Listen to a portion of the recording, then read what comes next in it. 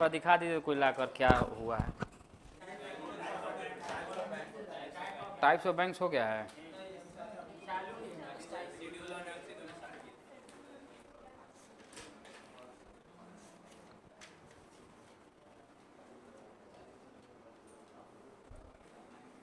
अच्छा, जो मैं कल बोला था आप लोग देखे हैं ये सब?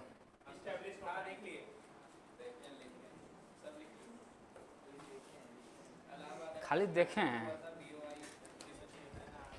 उसको देखना नहीं था, उसको लिखना भी था, याद करना था उसको।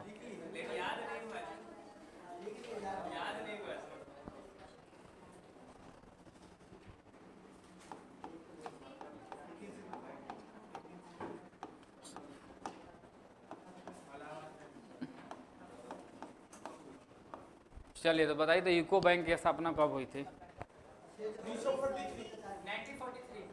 1943। कंफर्म ना? Head quarter?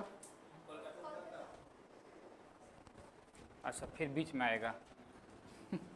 देखिए, तो मैंने कल बताया था कि जो टाइप्स ऑफ बैंक्स में हम लोग देख रहे थे, उसमें पहला बताया था scheduled bank,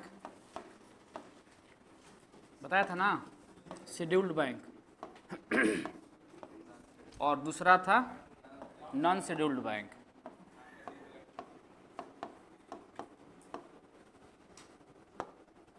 non scheduled bank. और देखिए यहाँ दो बात, पहले तो थोड़ा दो बात समझ जाना हम लोग के यहाँ पे, जो माइक बंद करके समझाऊंगा।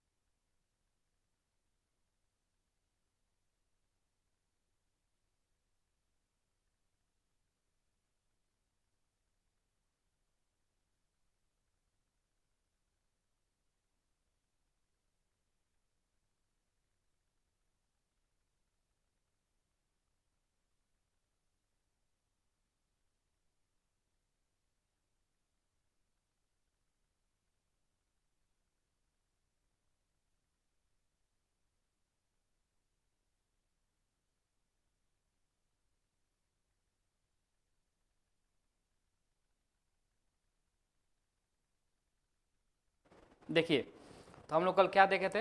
हम लोग देखे थे टाइप्स ऑफ बैंक्स, जिसमें हम लोग बात किया था शेड्यूल्ड बैंक और नॉन शेड्यूल्ड बैंक में।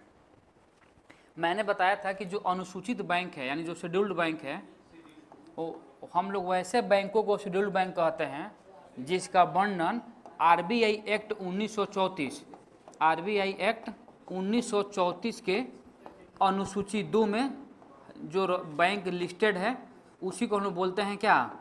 अनुसूचित बैंक। और नॉन नॉन जो शेड्यूल्ड बैंक, उसमें क्या है? ये वैसा बैंक है जो आरबीआई एक्ट 1934, आरबीआई एक्ट 1934 के शेड्यूल 2 में, शेड्यूल 2 में लिस्टेड नहीं है, उसको हम बोलते हैं नॉन शेड्यूल्ड बैंक। उसके बाद मैंने यहाँ पर एक ये भी बताया था कि अगर यहाँ पे अनुच्छेद पूछ दिया, अनुच्छेद पूछ दिया तो क्या मैंने बताया था? 42 क्लॉज 6 ए, यही बताया था ना मैंने, यानी 42 क्लॉज 6 सब क्लॉज ए, ये अनुच्छेद पूछ दिया। ये मैंने बताया टाइप्स ऑफ बैंक्स। अब इसके अंदर बहुत सारे क्राइटेरिया है, बहुत सारे क्राइटेरिया है, जिसे वहाँ पे बोला जाएगा कि वैसे बैंक जिसकी जमा पूंजी कितनी होनी चाहिए, लगभग 5 लाख जमा पूंजी होनी चाहिए, मतलब उस टाइम के पॉइंट ऑफ व्यू से बात किया जा रहा है। दूसरा बात है कि आरबीआई के द्वारा बनाए गए सारे रूल रेगुलेशन को फॉलो करेगा ये बैंक। तो ये बैंक क्या फॉलो नहीं करेगा, ये भी बैंक फॉलो करेगा, लेकिन ये सामान्यतः नहीं करता है। अच्छा, उसके बाद मॉनेटरी पॉलिसी के द्वारा जो भी चीज़ें हैं, repo rate, reverse repo rate, यानी आरबीआई के द्वारा जितना भी फायदा बैंकों को पहुंचाया जाता है उन सारे बैंकों को फायदा पहुंचाया जाएगा जो शेड्यूल्ड बैंक होंगे, और उसमें से बहुत हद तक बहुत कम फायदा इन लोगों को मिल पाता है नॉन शेड्यूल्ड बैंक को। ये बात यहाँ तक किसी को डाउट नहीं होगा। इसके बाद अब हम लोग बात करेंगे, समझिए, अब हम लोग बात करेंगे केवल शेड्यूल्ड बैंक में, आगे लेकर चलेंगे इसको। अभी नॉन शेड्यूल्ड के बारे में हम लोग बात नहीं कर रहे हैं यहाँ पे, किसी को डाउट। अब हम लोग बात करेंगे शेड्यूल्ड बैंक के बारे में, फिर अब इसको हम लोग डिवाइड करेंगे। तो अगर हम लोग इसको डिवाइड करें, शेड्यूल्ड बैंक को हम लोग डिवाइड करें, जिसको हम लोग बोलते हैं अनुसूचित बैंक, तो शेड्यूल्ड बैंक को अगर हम लोग डिवाइड करेंगे यहाँ पे, तो इसको हम लोग 3 भागों में डिवाइड करेंगे। कौन कौन? पहला है कमर्शियल बैंक, कमर्शियल बैंक यानी वाणिज्यिक बैंक, कमर्शियल बैंक यानी वाणिज्यिक बैंक। दूसरा बात यहाँ पर बैंक है कोऑपरेटिव बैंक, कोऑपरेटिव बैंक, इसको बोलते हैं सहकारी बैंक, हिंदी में इसको बोलते हैं सहकारी बैंक। और तीसरा बैंक है यहाँ पे regional rural bank, RRB, regional rural bank, जिसको बोलते हैं हम लोग आरआरबी, ठीक है ना। तो यहाँ पे बैंकों को अगर हम लोग डिवाइड करेंगे तो 3 भागों में हम लोग बैंकों को डिवाइड करेंगे, ठीक है ना। शेड्यूल्ड बैंक को मैंने डिवाइड किया है, तो इसको हम लोग बोलते हैं वाणिज्यिक बैंक, वाणिज्यिक बैंक, इसको हम लोग बोलते हैं सहकारी बैंक, सहकारी बैंक, और इसको हम लोग बोलते हैं क्षेत्रीय ग्रामीण बैंक, क्षेत्रीय ग्रामीण बैंक, क्षेत्रीय ग्रामीण बैंक, क्षेत्रीय ग्रामीण बैंक। अब यहाँ पे थोड़ा चीज़ों को अच्छे से समझने की ज़रूरत है। यहाँ पर मैं बोल रहा हूँ कि जो भी बैंक हैं कमर्शियल बैंक, इसका मुख्य उद्देश्य या मुख्य कार्य क्या है। तो जो भी कमर्शियल बैंक होगा या जो भी प्राइवेट बैंक होगा, उसका मुख्य उद्देश्य केवल लाभ कमाना, केवल पैसा कमाना, कोई दिक्कत। जो सहकारी बैंक है, जो कोऑपरेटिव बैंक है, इसका मुख्य काम है लोन प्रोवाइड करना, छोटे मोटे जो लोग हैं, जो समाज के जो कमजोर वर्ग के लोग हैं, उनको लोन प्रोवाइड करना। तो इसका काम क्या है, रीजनल रूरल बैंक का, इसका भी काम है वहीं लोन प्रोवाइड करना। लेकिन इसका जो मुख्य उद्देश्य है, इसका जो मुख्य उद्देश्य है वो है कि जो ग्रामीण इलाका है, जो दूर दराज के इलाके हैं, जो ग्रामीण इलाके हैं, वहाँ के लोगों को बैंकिंग सेवा से जोड़ना। क्या इस बात को समझ पा रहे हैं?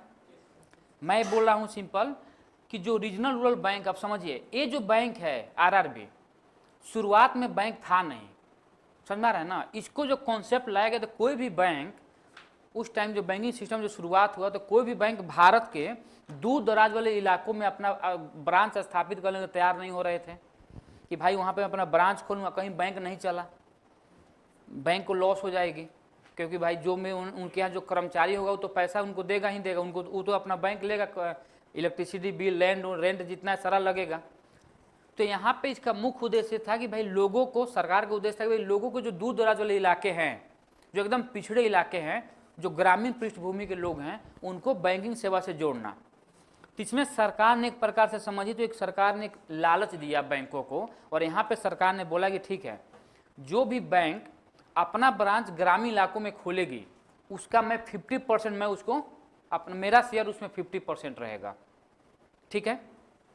और जिस राज्य में खुलेगा बैंक, उसका वहाँ की राज्य सरकार का जो उसमें योगदान रहेगा, जो पार्टिसिपेशन रहेगा, उसमें 15% रहेगा, यानी 50, 15, 65 हो गया, 65 हो गया। और जो 35% है जो बैंक अपना ले जाएगी, जिसको हम लोग स्पॉन्सर्ड बैंक बोलते हैं, वो बैंकों का जो शेयर रहेगा वो 35% रहेगा। किसी को डाउट यहाँ तक? तो ये जो बैंकें स्थापित हुई रीजनल रूरल बैंक, ये सबसे पहले भारत में यूपी मुरादाबाद जिले में स्थापित हुई थी 2 अक्टूबर 1975 को। मुरादाबाद उस बैंक का नाम था प्रथम बैंक, नाम ही था प्रथम बैंक। और अगर पूछेगा कि उस बैंकों का जो स्पॉन्सर्ड बैंक कौन था, तो उस बैंक का नाम था सिंडिकेट बैंक, जिसका 1969 में हम लोग क्या करवाए थे, राष्ट्रीयकरण करवाए थे कल। किसी को डाउट? दूसरा बात, ये जो सहकारी बैंक है इसका भी मुख्य उद्देश्य है लोगों को लोन प्रोवाइड करना, ठीक है ना। लेकिन ये जो बैंकें चलती है एक ग्रुप वाइज चलती है बैंकें, ठीक है ना। जैसे राजस्थान सहकारी बैंक, हर राज्य में अपना अपना सहकारी बैंक होता है, ठीक है। तो सहकारी बैंक का काम भी है मुख्य रूप से माने कोऑपरेट करना, लोगों को कोऑपरेट करना, लोन प्रोवाइड करना। और कमर्शियल बैंकों का जो मुख्य उद्देश्य है वो है केवल लाभ कमाना। यहाँ तक किसी को डाउट है? तो हम लोग अभी बात करेंगे कमर्शियल बैंकों के बारे में, तब एक एक करके हम लोग यहाँ पर आएंगे। किसी को डाउट? तो हम लोग शुरू करेंगे कमर्शियल बैंक।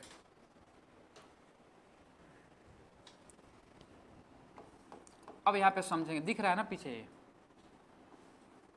दिख रहा है?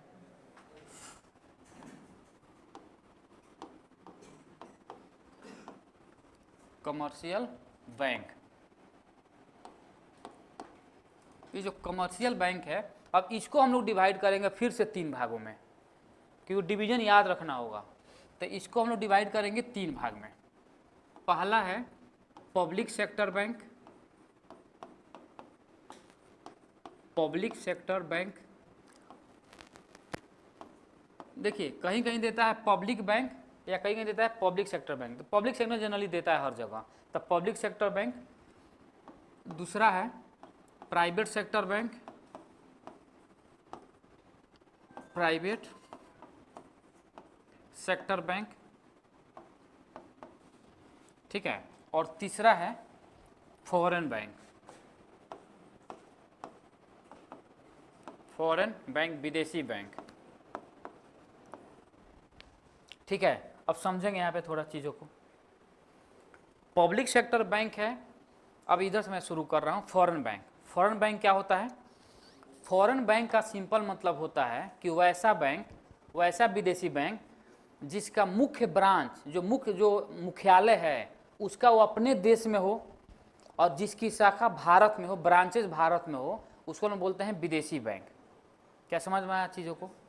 तो विदेशी बैंक का सिंपल मतलब होता है कि वैसा बैंक या वैसा विदेशी बैंक जिसका मुख्यालय उसके अपने देश में हो तथा जिसकी ब्रांच भारत में हो, उसको हम बोलते हैं। जैसे सिटी बैंक यूएसए की बैंक है, भारत में है मुख्यालय उसका और शाखा उसका, और मुख्यालय यूएसए में है, ठीक है। अब दूसरे private sector bank, private sector bank का सिंपल मतलब होता है कि वैसा बैंक जिस बैंकों में जो शेयर होता है वो किसी प्राइवेट व्यक्ति का शेयर अगर है ज़्यादा, लगभग मिनिमम 51% होना चाहिए।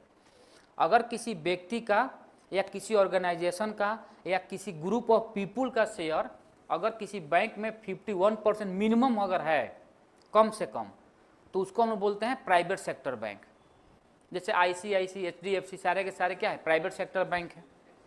दूसरा बात, ये जो पब्लिक सेक्टर बैंक है तो वैसे बैंक को पब्लिक सेक्टर बैंक कहा जाता है जिसमें भारत सरकार की शेयर मिनिमम 51% रहेगी, उसको हम बोलते हैं पब्लिक सेक्टर बैंक। अच्छा, केवल इतना ही है? इसके अलावा बहुत सारी चीज़ें हैं, बस मैं मिनिमम कंडीशन बता रहा हूँ कि हम लोग किस बेस पर बोलेंगे कि प्राइवेट है, सरकारी है या मतलब फॉरेन है, जो भी है। तो पब्लिक सेक्टर बैंक का सिंपल मतलब होता है कि वैसा बैंक जिसमें सरकार की हिस्सेदारी या सरकार का शेयर मिनिमम 51% हो, उसको लोग बोलते हैं पब्लिक सेक्टर बैंक। जैसे एसबीआई सबसे बड़ा पब्लिक सेक्टर बैंक है, ठीक है ना। Bank of Baroda, bank of India सारे के सारे पब्लिक सेक्टर बैंक है। पीएनबी पब्लिक सेक्टर बैंक है। ये सारे के सारे इसके अंतर्गत आते हैं। तो क्या इस चीज़ों को समझ पा रहे हैं हम लोग? हाँ, भारत में अगर कोई भी बैंक है भारत में तो आरबीआई के रूल रेगुलेशन को फॉलो करेगा ही करेगा। जैसे मान लीजिए, हाँ एकदम प्राइवेट कैसे नहीं करेगा? प्राइवेट नहीं करेगा क्या आरबीआई का फॉलो? सारा चीज़ बैंकिंग, कोई भी चीज़ें हैं, नॉन बैंकिंग हो या बैंकिंग, फिर समझिएगा वो सारे नॉर्म्स जो हैं वो आरबीआई के फॉलो करना ही होगा उनको। समझ में आ रहा है ना? नहीं फॉलो करें तो फिर आरबीआई क्यों उनको रखी अपने पास, भगाएगी उनको यहाँ से कि भाई निकलिए यहाँ से, ठीक है ना। लेकिन चीज़ें समझना है कि आरबीआई भी तो कुछ हद तक अलग अलग बैंकों को छूट दे रही है, उसको भी तो अपना प्रॉफिट कमाना है ना आरबीआई को भी। आरबीआई को तो देखना है क्या नहीं चल रहा है। जैसे अगर इतना सख्त आरबीआई रहता तो एनपीए की संख्या बढ़ता नहीं। एनपीए जो बढ़ रहा है, जो अभी है वर्तमान में एनपीए नॉन परफॉर्मिंग एसेट, जो लोग खा के बैठ गए दे नहीं रहे हैं, तो इसमें आरबीआई थोड़ी, इसमें तो बैंकों की दोष है। अगर आरबीआई ऊपर से अगर रूल कस के बनाता, टाइट बनाता कुछ, तो हो सकता है कि मामला कुछ अलग होता। इसलिए तो आरबीआई भी अपने चीज़ों से बचने के लिए बैंक रेट तय नहीं करती आरबीआई। चाहे कुछ ऐसी चीज़ें जो बैंक बार बार हस्तक्षेप नहीं करती आरबीआई हर चीज़ों में, कि दिक्कत ना हो बैंकों को चलाने में। बैंक को एकदम रेगुलेट करने में, सुचारू से चलाने के लिए उसमें कोई दिक्कत ना हो आरबीआई अदर बैंकों को। किसी को डाउट समझने में तो यहाँ पे समझें, पहले इसमें लिखेंगे पब्लिक सेक्टर बैंक के बारे में लिखेंगे 2 लाइन।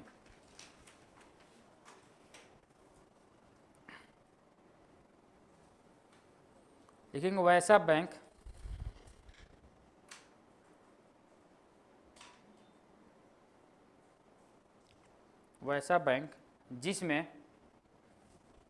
जिसमें भारत सरकार की हिस्सेदारी, वैसा बैंक जिसमें भारत सरकार की हिस्सेदारी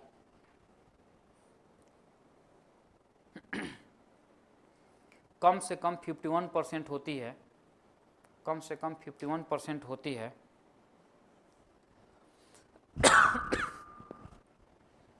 उसे सार्वजनिक क्षेत्र की बैंकें कहते हैं।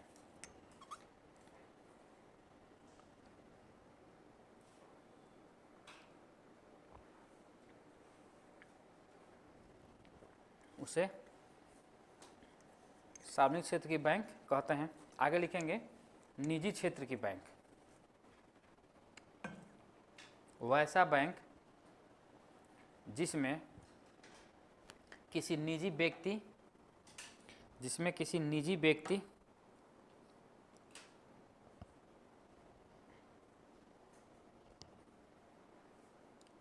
या निजी संस्थान,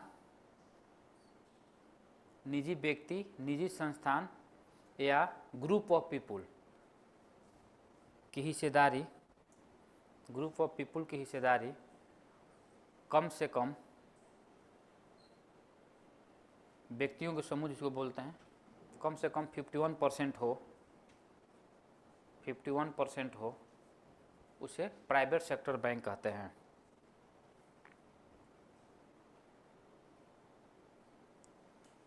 इसमें लिखेंगे फॉरेन बैंक, विदेशी बैंक में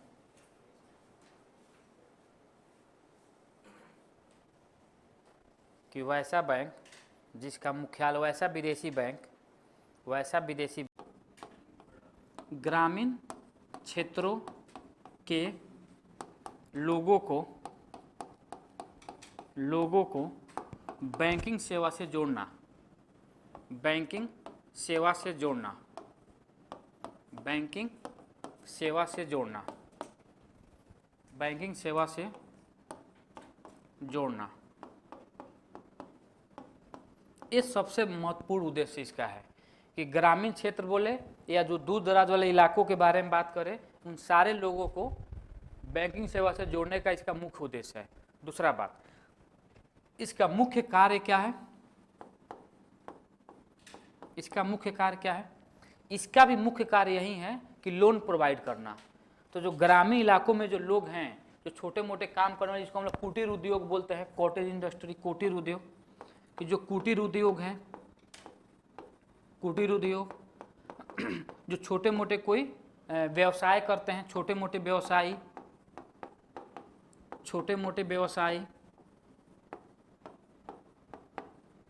यहाँ पर भी आएगा कि छोटे मोटे परिवार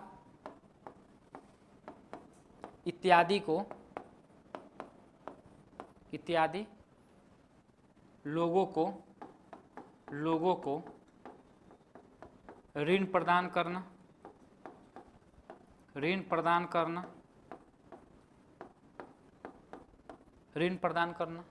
तो इसका भी मुख्य काम और उद्देश्य है। मुख्य उद्देश्य अलग है और कार्य अलग है। उद्देश्य क्या है? ग्रामीण इलाकों के लोगों को बैंकिंग सेवा से जोड़ना, और कार्य इसका भी वही है जो सहकारी बैंकों का। इसका भी काम है लोगों को लोन देना और उसका भी काम है लोगों को लोन देना।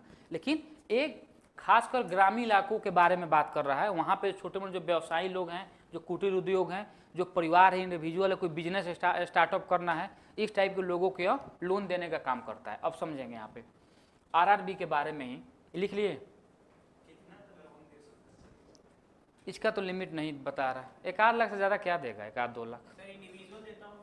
हाँ इंडिविजुअल तो मिलेगा ही, पर्सनल लोन उसका रेट ज़्यादा है, पर्सनल लोन का रेट ज़्यादा है। आप किसी भी काम के लिए करो, उससे कोई मतलब नहीं है उसको। पर्सनल लोन का मतलब होता है कि भाई ये पैसा ज़्यादा कमा रहा है तभी कोई पर्सनल लोन लेता है, इसलिए उसका रेट ज़्यादा लेता है सब। वही 12% है, खूब आपका जान पहचान है। अरे कहाँ 10% कौन दे रहा है भाई, मिला है कब? दिलवा दिए मुझे भी 10 लाख रुपया 10% पे। नहीं तो मैं 10 लाख लूँगा, 40 लाख क्यों लूँगा? क्या हुआ है? अच्छा पहाड़ खरीद लिए हैं क्या आप?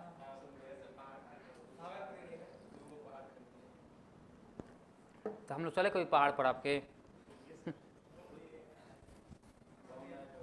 ये हो गया, अब समझेंगे यहाँ पे। इसके बाद यहाँ पे मैं बात कर रहा हूँ, फिर अभी आरआरबी के बारे में बात हो रही है। आरआरबी के बारे में बात कर रहा हूँ। अब जब बैंक या ये तो मैं मुख्य कार्य हो गया, अब मुख्य उद्देश्य हो गया। अब यहाँ पे बात कर रहा है कि भाई जो पहले जो बैंकिंग सिस्टम जो शुरुआत की गई भारत में, तो कोई भी बैंक गांव में या दूर दराज इलाकों में जाने के लिए तैयार नहीं था। तब सरकार ने क्या किया, कुछ लॉलीपॉप थमाया कि लो भाई तुम भी खुश रहो इसमें। तो क्या किया इन्होंने, गवर्नमेंट ऑफ इंडिया यानी गवर्नमेंट ऑफ इंडिया बोली कि भाई जो भी बैंक अपना ब्रांच गांव में खोलेगा उसको, उसमें जो शेयर मेरा रहेगा उसमें रहेगा मेरा 50%।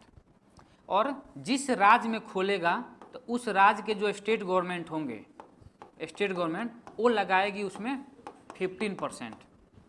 और जो स्पॉन्सर्ड बैंक होगा, स्पॉन्सर्ड बैंक जिसको हिंदी में बोलते हैं प्रायोजित बैंक, वो लगाएगी 35%। हिंदी में इसको बोलते हैं प्रायोजित बैंक। प्रायोजित नहीं देता है प्रचार में, प्रायोजित bank, BSNL connecting India cricket में देता था पहले। अब समझिए इसी के तुरंत बाद अगर पूछ दिया कि भारत का पहला आरआरबी, आरआरबी समझ रहे हैं ना, वहाँ रीजनल रूरल बैंक ही है। तो कहाँ पर स्थापित हुआ था? तो यह स्थापित हुआ था 2 अक्टूबर 1975 को। कहाँ पे? यूपी में। कहाँ? मुरादाबाद जिला है यूपी का, मुरादाबाद यूपी। उस बैंक का नाम क्या था? तो उस बैंक का नाम था प्रथम बैंक। प्रथम, फर्स्ट नहीं होगा, प्रथम ही होगा ऐसे, प्रथम बैंक। अगर पूछ दिया कि इस बैंक को कौन सा स्पॉन्सर्ड बैंक कौन था, स्पॉन्सर्ड बैंक, तो इस बैंक का नाम था सिंडिकेट बैंक। सिंडिकेट बैंक, इसको लिखेंगे थोड़ा, हाँ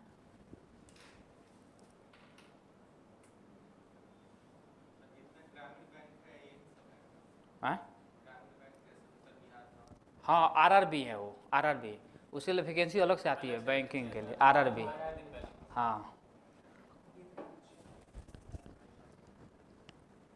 इसका भी ऐसा नहीं कि केवल आरआरबी में इतना ही है, इसका उद्देश्य बहुत सारे चीज़ें, बहुत सारे उद्देश्य है, ठीक है ना। लेकिन जो मुख्य उद्देश्य है मैं ये बताया हूँ कि बस कनेक्ट करना है लोगों को बैंकिंग सेवा से, ठीक है ना। इसको लिख लिए सभी लोग, इसमें लिखेंगे दो पॉइंट और अलग से।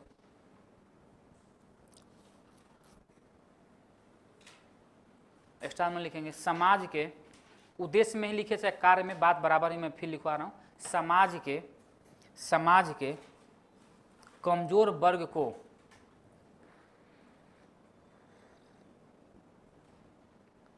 समाज के कमजोर यानी कि वीकर सेक्शन ऑफ सोसाइटी, समाज के कमजोर वर्ग को सस्ती ब्याज दर पर ऋण उपलब्ध कराना।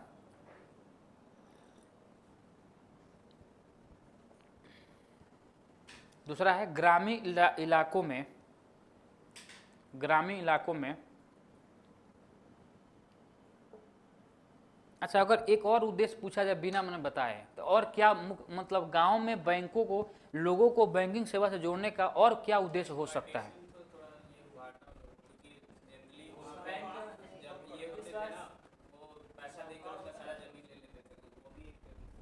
इससे तो पैसा आएगा लोगों के पास ना।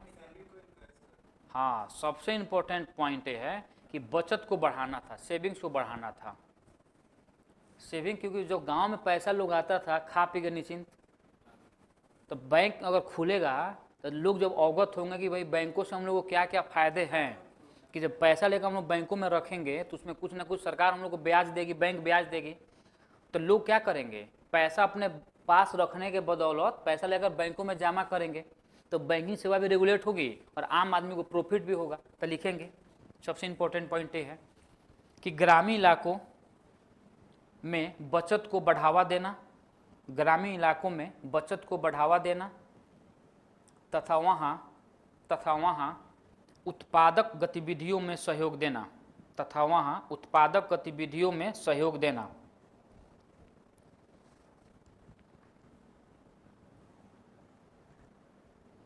ठीक है। आगे लिखेंगे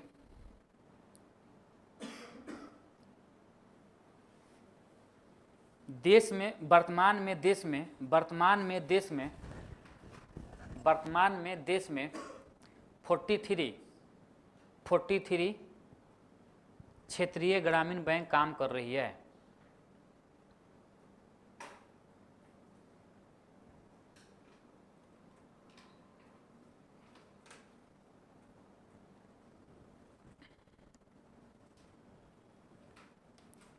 और दूसरा बात यह है, समझिएगा यहाँ पे कुछ चीज़ें और, फिर इससे रिलेटेड कुछ समिति भी है।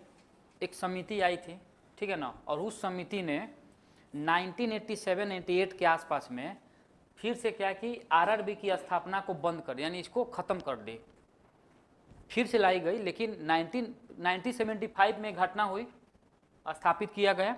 जब यह स्थापित किया गया उस टाइम भारत में 5 बैंकें कार्यरत थी आरआरबी, मैंने स्थापित उसके 75 में ही और 2-4 बैंक खोले, लेकिन प्रथम बैंक ये है जो मुरादाबाद वाला। और अभी वर्तमान में 43 बैंक है। 1978 या 87 या 88 के आसपास में, 1987 ही है, उस टाइम में क्या हुआ था कि केलकर समिति के सिफारिश पर इसकी स्थापना को बंद कर दिया गया था, लेकिन फिर से बाद में इसको ओपन किया गया, ठीक है ना। लेकिन हम लोग उतना डिटेल्स में नहीं जाना है, बस हम लोग ये समझना है कि आरआरबी का मुख्य कार्य क्या है, इस पहला बैंक कौन है और कहाँ पे इसे स्थापित किया गया और इसका मुख्य उद्देश्य क्या है, इतना समझ गए चीज़ें। अब 2 बात समझिएगा यहाँ पे। अब हम लोग आएंगे यहाँ पे हम लोगों ने कमर्शियल बैंक के बारे में समझे क्या क्या चीज़ें हैं, उसके बाद हम लोग कोऑपरेटिव बैंक के बारे में समझे क्या क्या चीज़ें हैं, उसके बाद हम लोग रीजनल रूरल बैंक के बारे में समझे क्या क्या चीज़ें हैं। अब इसके बाद हम लोग बात करेंगे कुछ और भी बैंक है, जैसे पेमेंट बैंक, लघु बैंक यानी जो स्मॉल बैंक बोलते हैं, वो क्या है और उसका कॉन्सेप्ट कैसे आया, उसके बारे में हम लोग बात करने का प्रयास करते हैं।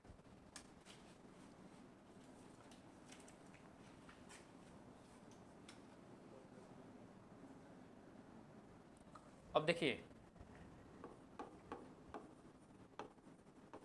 लघु एवं भुगतान bank, small and payment bank, small and payment bank, small and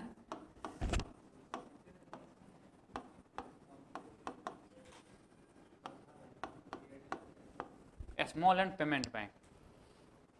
अब स्मॉल पेमेंट बैंक क्या है, क्या ये बैंकिंग में शुरू से था ये, तो शुरू से था नहीं। ये 2014 के आसपास में आरबीआई ने इसके लिए एक नॉर्म्स जारी किया, इसके लिए एक रूल जारी किया। ये जो पेमेंट बैंक है या जो लघु बैंक है, यह कि कोई भी इसको ओपन कर सकता है, खोल सकता है।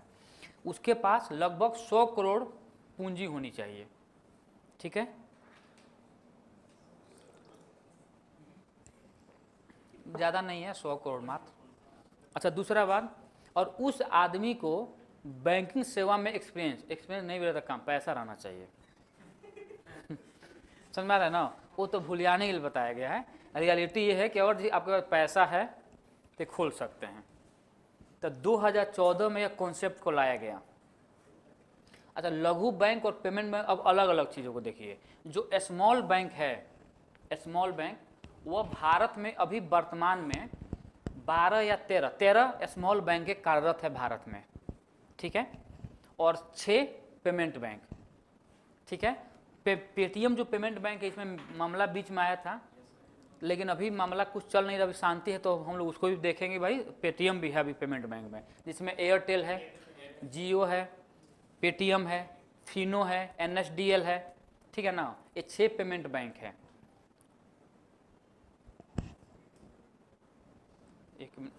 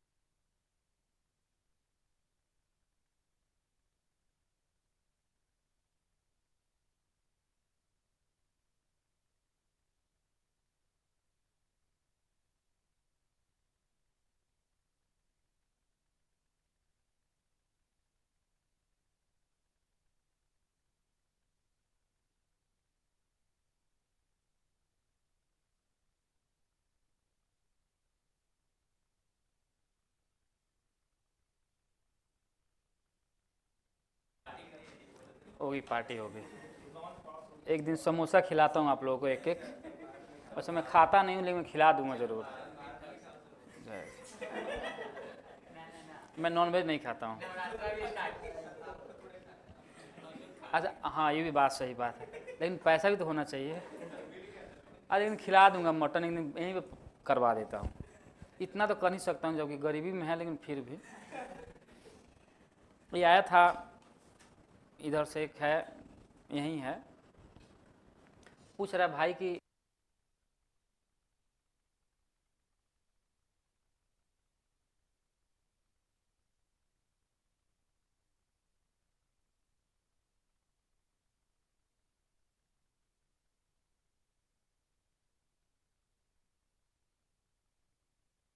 तो ये है। देखिए, जो लघुवन भुगतान बैंक है, इसमें 2 चीज़ों को समझना हम लोग को अच्छे से। एक तो पहली बात यहाँ पे समझना है कि जो लघुवन भुगतान बैंक है, इसका जो कॉन्सेप्ट जुलाई 2014 में आरबीआई ने इसके लिए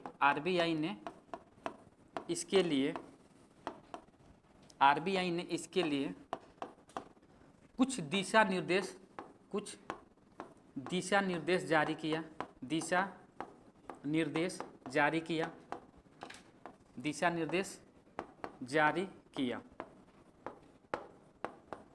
ठीक है, कुछ दिशा निर्देश जारी किया।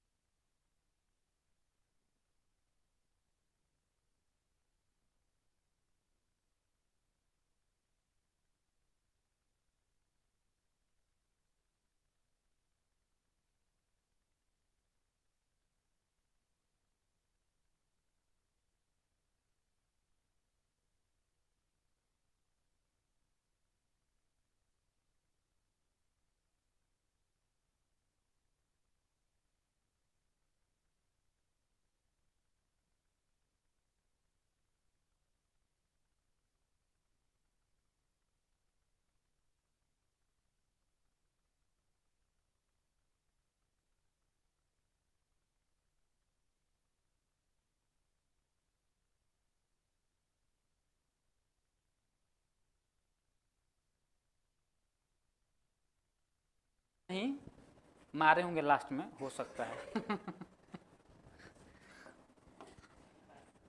तो क्या मैंने बोला है 2014 जुलाई 2014 में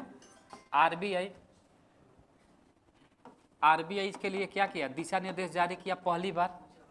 अच्छा दूसरा बात अब समझेंगे यहाँ पे, ये दोनों जो बैंक है, दोनों बैंकों का भी मुख्य वही काम है जो अदर बैंकों का है, लेकिन दोनों में कुछ डिफरेंस है। क्या डिफरेंस है? पहली बात यह है कि अगर कोई भी आम आदमी अगर चाहे, अगर कोई आदमी इस बैंकों की स्थापना करना चाह रहा है, लघु बैंक या पेमेंट बैंक, तो उसके पास कम से कम मिनिमम 100 करोड़ रुपये होनी चाहिए, लागत मूल्य चाहिए, और साथ में उस व्यक्ति को बैंकिंग सेवा में,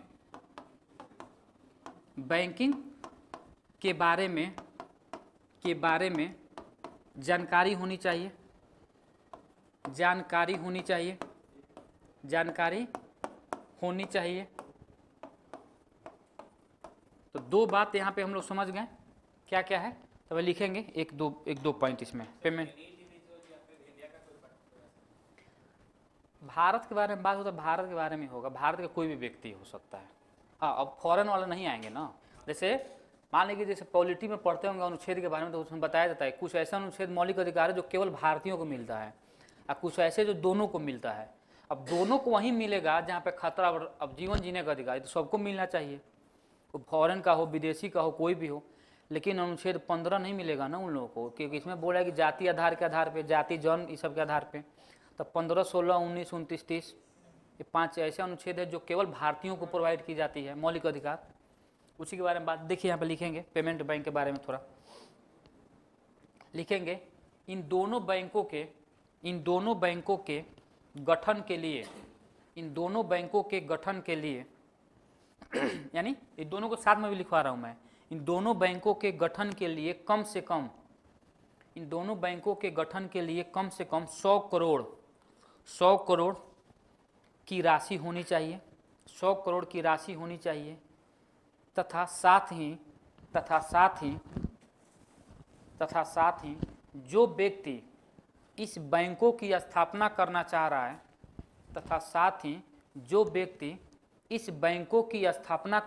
रहा है,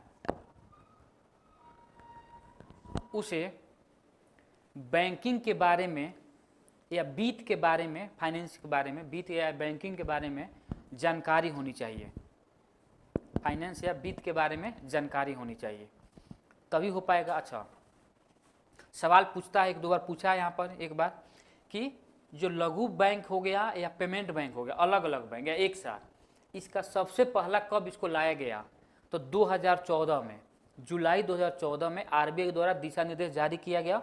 और आरबीआई ने दिशा निर्देश जारी करते हुए कंडीशन बताई, या तो 100 करोड़ की राशि होनी चाहिए आपके पास, ये तो जरूरी है, इसके साथ में भी होनी चाहिए। अब हम लोग हेडिंग डालेंगे लघु बैंक, जिसको स्मॉल बैंक के रूप में जानते हैं, लघु बैंक या स्मॉल बैंक। अच्छा, क्या लघु बैंक में डिपॉजिट किया जा सकता है? एकदम कर सकते हैं, डिपॉजिट कर सकते हैं, एकदम कर सकते हैं। अच्छा दूसरा बात, क्या ये बैंक डेबिट कार्ड जारी करेगी? लघु बैंक स्मॉल बैंक नहीं करेगी। मैं स्मॉल बैंक के बारे में बात कर रहा हूँ। स्मॉल बैंक जो डेबिट कार्ड है वो जारी नहीं करेगी, पेमेंट बैंक करेगी डेबिट, ठीक है ना। तो लिखेंगे लघु बैंक, जिसको बोलते हैं हम लोग स्मॉल बैंक्स। आप नहीं लिख रहे हैं क्या? अच्छा, स्मॉल बैंक के बारे में लिखेंगे, जिसको हम लोग बोलते हैं लघु बैंक। इस बैंक में डिपॉजिट यानी जमा किया जा सकता है, इस बैंक में डिपॉजिट किया जा सकता है, इस बैंक में डिपॉजिट किया जा सकता है। दूसरा बैंक लिखेंगे, यह बैंक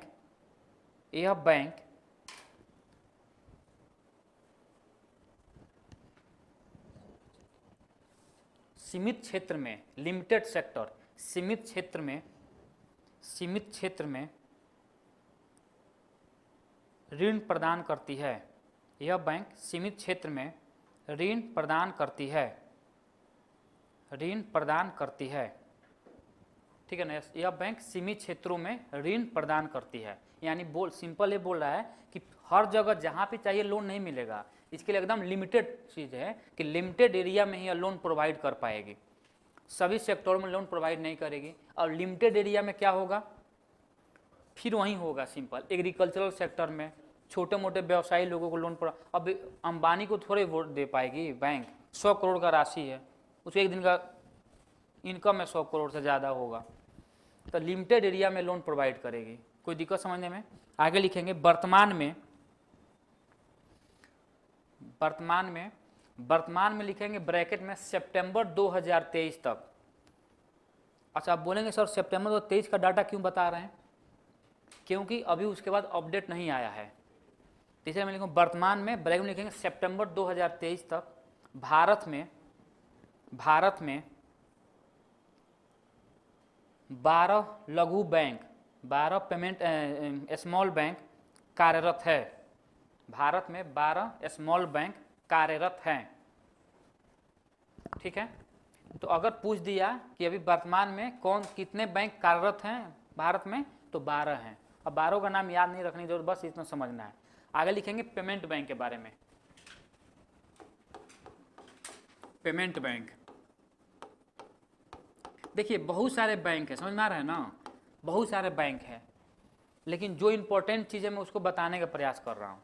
ठीक है, हाँ एयू फाइनेंस बैंक में आएगा। एयू नहीं, फाइनेंस बैंक वो करता है डेबिट कार्ड जाएगा, तो इसमें नहीं आएगा ना, लघु बैंक में, वो स्मॉल बैंक में। वो हो सकता है कि पेमेंट बैंक में आएगा वो।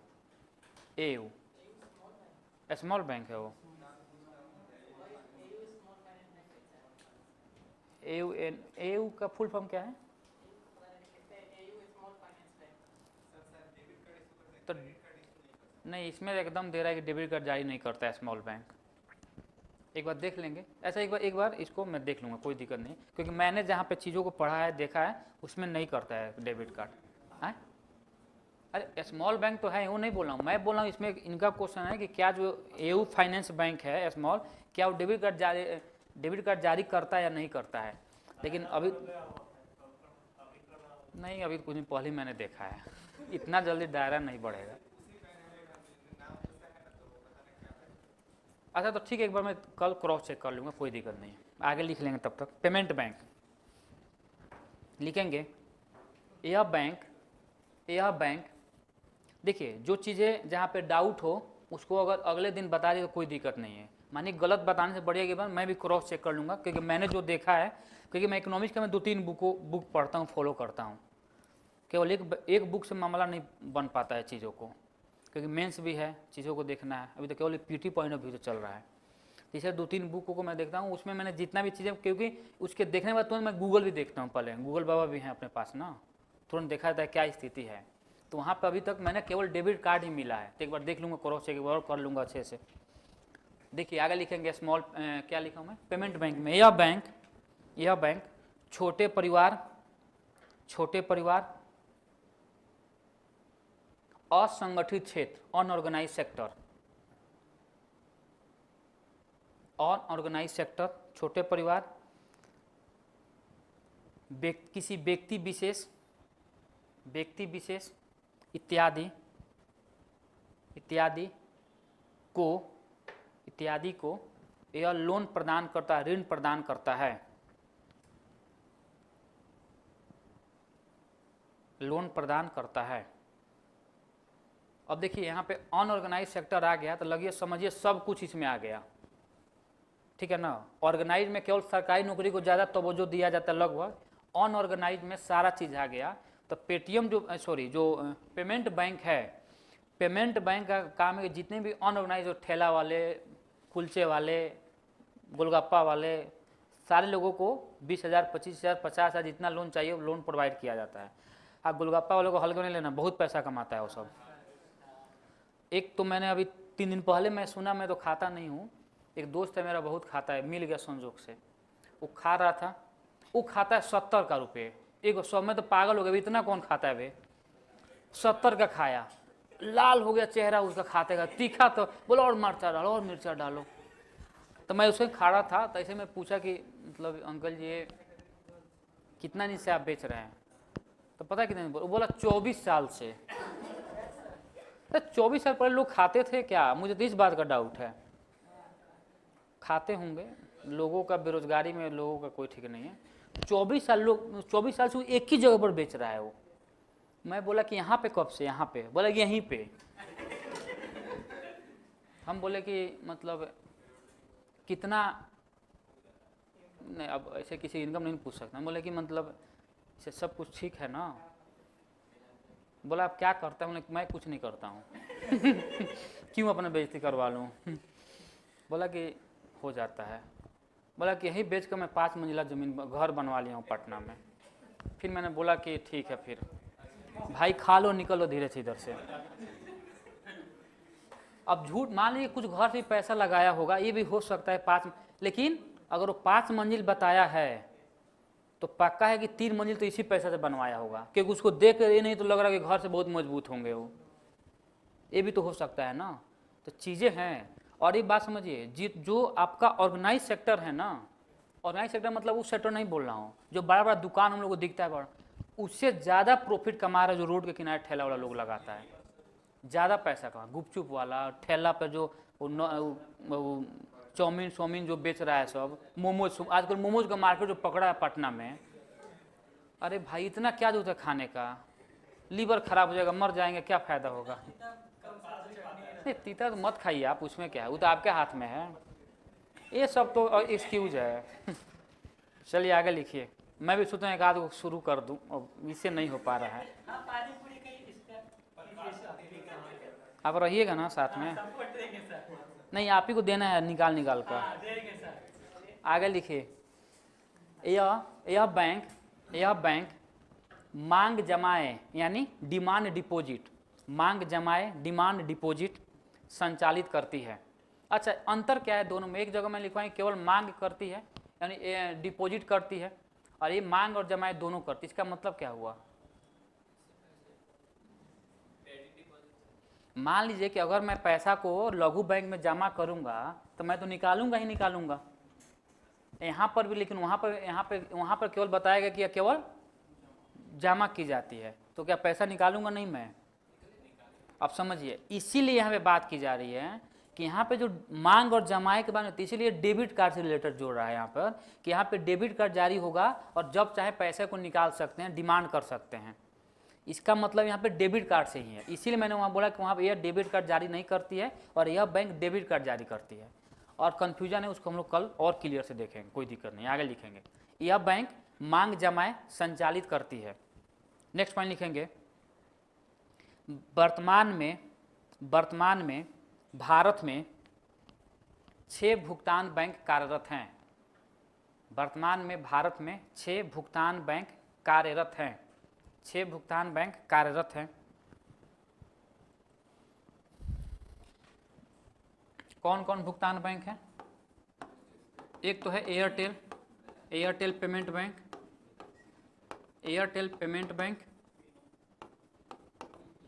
दूसरा है Indian post payment bank, Indian post payment bank. तीसरा है जियो पेमेंट बैंक, जियो पेमेंट बैंक, जियो पेमेंट बैंक। चौथा है फिनो है, तो Fino payment bank, Fino payment bank, Fino payment bank. पांचवा है Paytm payment bank, Paytm payment bank. और छठा है एनएसडीएल, एनएसडीएल पेमेंट बैंक। अच्छा सुनिए, और भी तो है बहुत सारे, जैसे बजाज भी हम लोग को देता है, फाइनेंस देता है, सारा चीज़। देखिए ये बात यहाँ पे जो मैं बात कर रहा हूँ, ये वैसे बैंक है जो आरबीआई के नॉर्म्स को पालन करती है, जो आरबीआई में लिस्टेड है, जो बताया गया है। बहुत सारे ऐसे बैंक हैं, जैसे बजाज है, जैसे मोबाइल हम लोग ले रहे हैं आजकल, तो बजाज ही फाइनेंस कर रही है मोबाइल को। अगर ईएमआई पर ले रहे हैं आप, जनरली बजाज ही देती है हम लोग को ईएमआई पर। और जैसे जो डीएमआई करके कुछ है, हाँ, तो बहुत सारे हैं, लेकिन मैं वैसे पेमेंट बैंक के बारे में बात कर रहा हूँ जो आरबीआई के नॉर्म्स को पालन करती है, समझा रहे हैं ना, उसके द्वारा बनाए गए सारे रूल रेगुलेशन को पालन करती है। तो वैसे 6 बैंक है भारत में, कोई दिक्कत? तो कौन कौन है? Airtel, Jio, Indian post payment bank, Fino bank, और उसके बाद पेटीएम बैंक और एनएसडीएल पेमेंट बैंक। अच्छा, एनएसडीएल ही कोड भी है दिल्ली का, ट्रेन से आएंगे ना तो दिया था एनएसडीएल, वो अलग है, ये अलग है, पेमेंट बैंक के बारे में बात कर रहा हूँ मैं। वो भी पेमेंट बैंक में है, लेकिन यहाँ पे जैसे बैंक भी तो है प्राइवेट और सरकारी, लेकिन वो लोग प्राइवेट में आएंगे। नहीं, पेमेंट में नहीं हो, बैंक पेमेंट में नहीं आएगा। वो एक प्रकार से ऑर्गेनाइजेशन है जो आपको हाँ लोन प्रोवाइड करने, फाइनेंशियल इंस्टीट्यूशन मान लीजिए, सिंपल वो है। बैंक वो नहीं हो सकती है, यहाँ पे इसका नाम रखा गया है बैंक, वहाँ पर बजाज बैंक नहीं लिखा जाता है।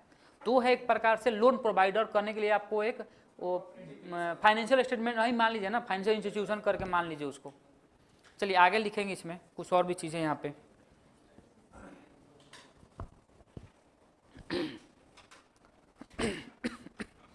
अच्छा, 2 बात और समझिए यहाँ पे, लिखेंगे पहले बैंकिंग से संबंधित, नहीं एक लिखेंगे महिला बैंक, महिला बैंक लिखिए, बहुत जरूरी है वो, महिला बैंक। है क्या? हाँ हाँ हेडिंग डालेंगे ना, अरे दादा वही तो मेन है। भारतीय महिला बैंक, भारतीय महिला बैंक। अब देखिए महिला जो बैंक है, हाँ भाई इसमें उन्हें इंडियन वुमेन्स बैंक नहीं लिखना है, भारतीय महिला बैंक ही है, इसीलिए बोलते हैं कि ज्यादा पढ़ने पर ही दिक्कत होता है। भारतीय महिला बैंक, इधर आप लोग भी लिखे हैं। चलिए मतलब आप लोग होशियार है ना, शर्म कीजिए। भारतीय महिला बैंक, भारतीय महिला बैंक। अब समझेंगे यहाँ 2 बात। पहले बात है कि जो भारतीय महिला बैंक है, अगर पूछेगा कि भारत में कब स्थापित किया गया तो 2013 में। अब समझेंगे, अगर पूछेगा कि विश्व में सबसे पहले भारतीय महिला बैंक को कहां पर स्थापित किया गया था, तो आप लोग अनुमान नहीं लगा सकते हैं। पाकिस्तान में, पाकिस्तान में महिलाओं के प्रति देख रहे हैं रिस्पेक्ट। और कहां पे पाकिस्तान में भी, कहां? लाहौर नहीं, एक और है ना उसका शहर, कराची में, जहां पे भाई डेवलप्ड मतलब वो है, क्या बोलते हैं, सिटी है वो कराची, जहाँ पे दाऊद भाई हैं अपने। ठीक है, तब भारतीय महिला बैंक। अब समझिए, अगर पूछेगा कि भारत में कब स्थापित किया गया, तो 19 नवंबर 2013 को। पूछेगा कहाँ पर स्थापित किया गया, तो ये किया गया मुंबई में।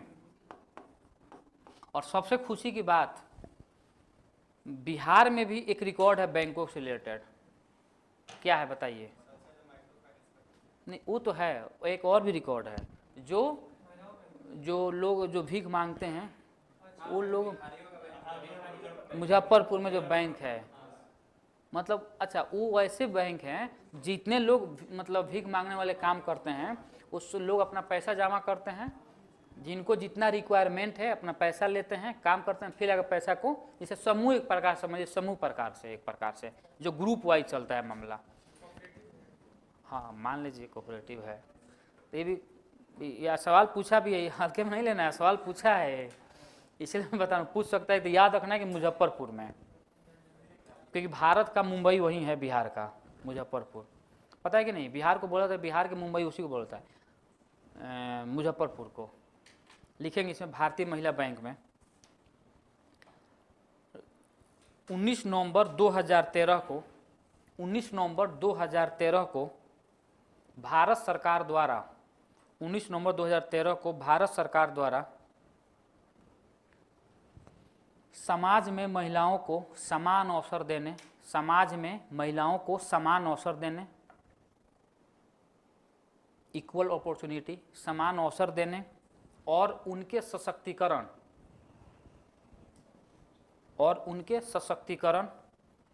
के लिए और उनके सशक्तिकरण के लिए 1000 करोड़ की प्रारंभिक पूंजी के साथ 1000 करोड़ प्रारंभिक पूंजी के साथ भारतीय महिला बैंक की स्थापना की गई। भारतीय महिला बैंक की स्थापना की गई।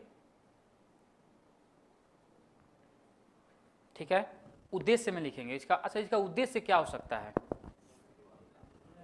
सिंपल है, उद्देश्य था कि भाई वित्तीय रूप से महिलाओं को मजबूत करना या वित्तीय सुविधाएं प्रदान करना, यही तो हो सकता है ना। यानी वुमेन, देखिए जितना भी चीज़ें हो रही है ना, इसके पीछे एक ही उद्देश्य है, वुमेन एम्पावरमेंट। जो बार बार सुनते होंगे न्यूज़ में, चाहे कोई बोलता होगा, वुमेन एम्पावरमेंट का मतलब ही होता है कि भाई मर्द के अलावा, मर्द के समान ही महिलाओं को भी अवसर प्रदान करना है हर क्षेत्रों में, हर सेक्टर में। तभी तो अभी जो रिकॉर्ड है, लगभग 37% वर्क फोर्स है महिलाओं की। 37 वर्क फोर्स का मतलब कि अगर भारत में 100 लोग काम कर रहे हैं, रोजगार में हैं, तो उसमें 37 महिलाएं हैं। वर्क फोर्स का मतलब होता है कि भाई वैसे लोग जो उस देश में कार्यरत हैं, उनको रोजगार मिला हुआ है। अब यहाँ पे सरकारी प्राइवेट से मतलब नहीं है, याद रखना, यहाँ पर सरकारी प्राइवेट से मतलब नहीं है।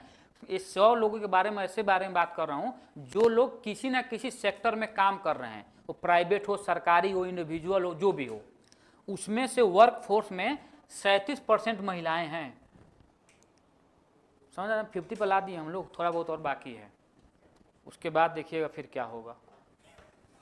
अभी तो 37% आने पर इतना, फिर पूजा मौर्य लोग बन जा रहा है। कौन मौर्य थे? पूजा मौर्य क्या? ज्योति, कौन बोलिए? ज्योति मौर्य, याद रखना है। SDM बन के, चलो भाई अब नहीं रहेंगे तुम्हारे साथ, देखना भाई ध्यान से। ऐसा नहीं कि बाद में पेपर में आप ही के बारे में हम लोग पढ़ रहे हैं। अच्छा नहीं लगेगा मुझे, जहाँ भी रहूँगा मैं। जिंदा रहा तो दुख नहीं होगा, मरने के बाद तो क्या होगा, है ना। तो लिखेंगे, उद्देश्य में लिखेंगे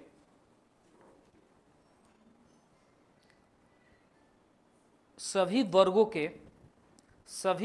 के महिलाओं को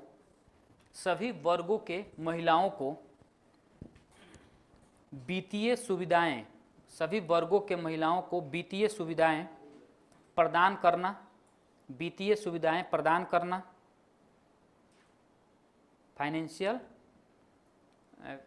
क्या बोलते हैं उसको, फैसिलिटीज, फाइनेंशियल फैसिलिटीज, वित्तीय सुविधाएं प्रदान करना, और आर्थिक सशक्तिकरण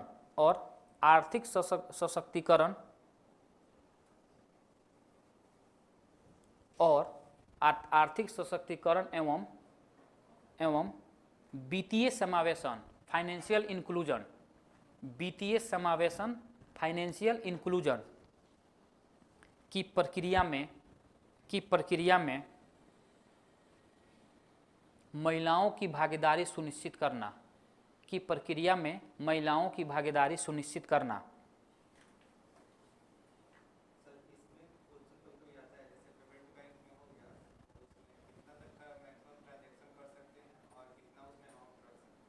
ठीक, उसको बात होगी, मैं बताऊंगा। थोड़ा रुक जाइए, पहले इसको थोड़ा लिख लेंगे। अब समझिए, 2013 में क्या किया गया, इस महिला बैंक को स्थापित किया गया नवंबर 2013 में, और 2017 यानी 4 साल बाद 2017 में इस बैंक को मर्ज कर दिया गया। कहाँ पे? SBI के साथ। तो लिखेंगे नेक्स्ट पॉइंट, इसमें नेक्स्ट पॉइंट लिखेंगे 1 अप्रैल 2017 को भारतीय महिला बैंक का विलय, यानी मर्जर ऑफ द बैंक, भारतीय महिला बैंक का विलय स्टेट बैंक ऑफ इंडिया में कर दिया गया। स्टेट बैंक ऑफ इंडिया में कर दिया गया। स्टेट बैंक ऑफ इंडिया में कर दिया गया।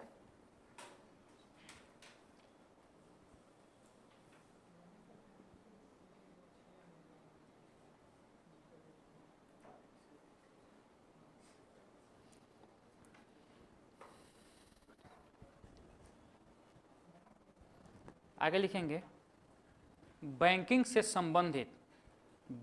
संबंधित कुछ समितियां, बैंकिंग से संबंधित कुछ समिति। बैंकिंग से संबंधित का मतलब क्या हो कि बैंकिंग सुधार से संबंधित, समझ में आ रहा है ना। बैंकिंग क्षेत्र में सुधार हेतु गठित समितियां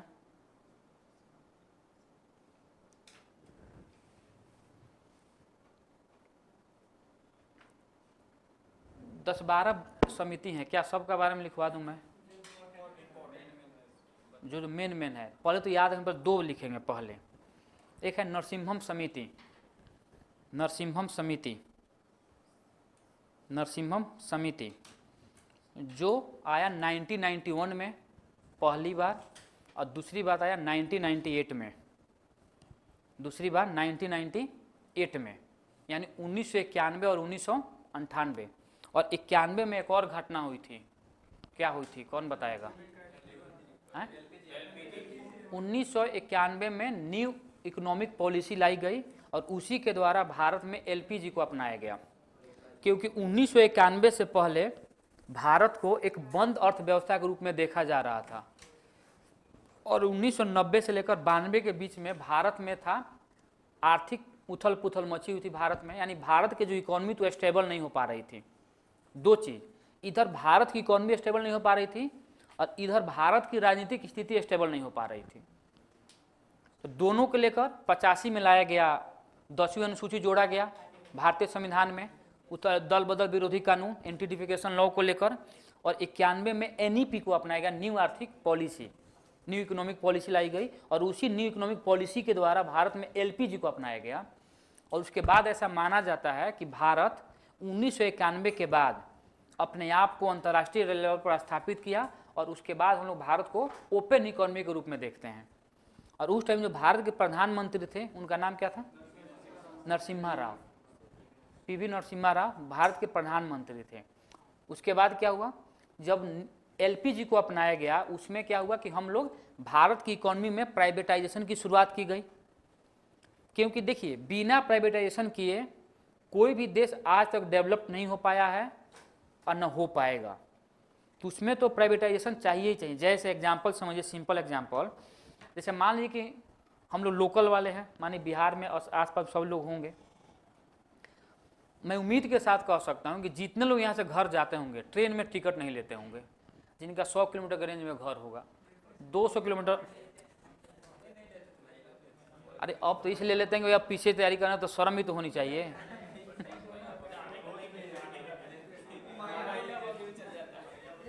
महिला बोगी में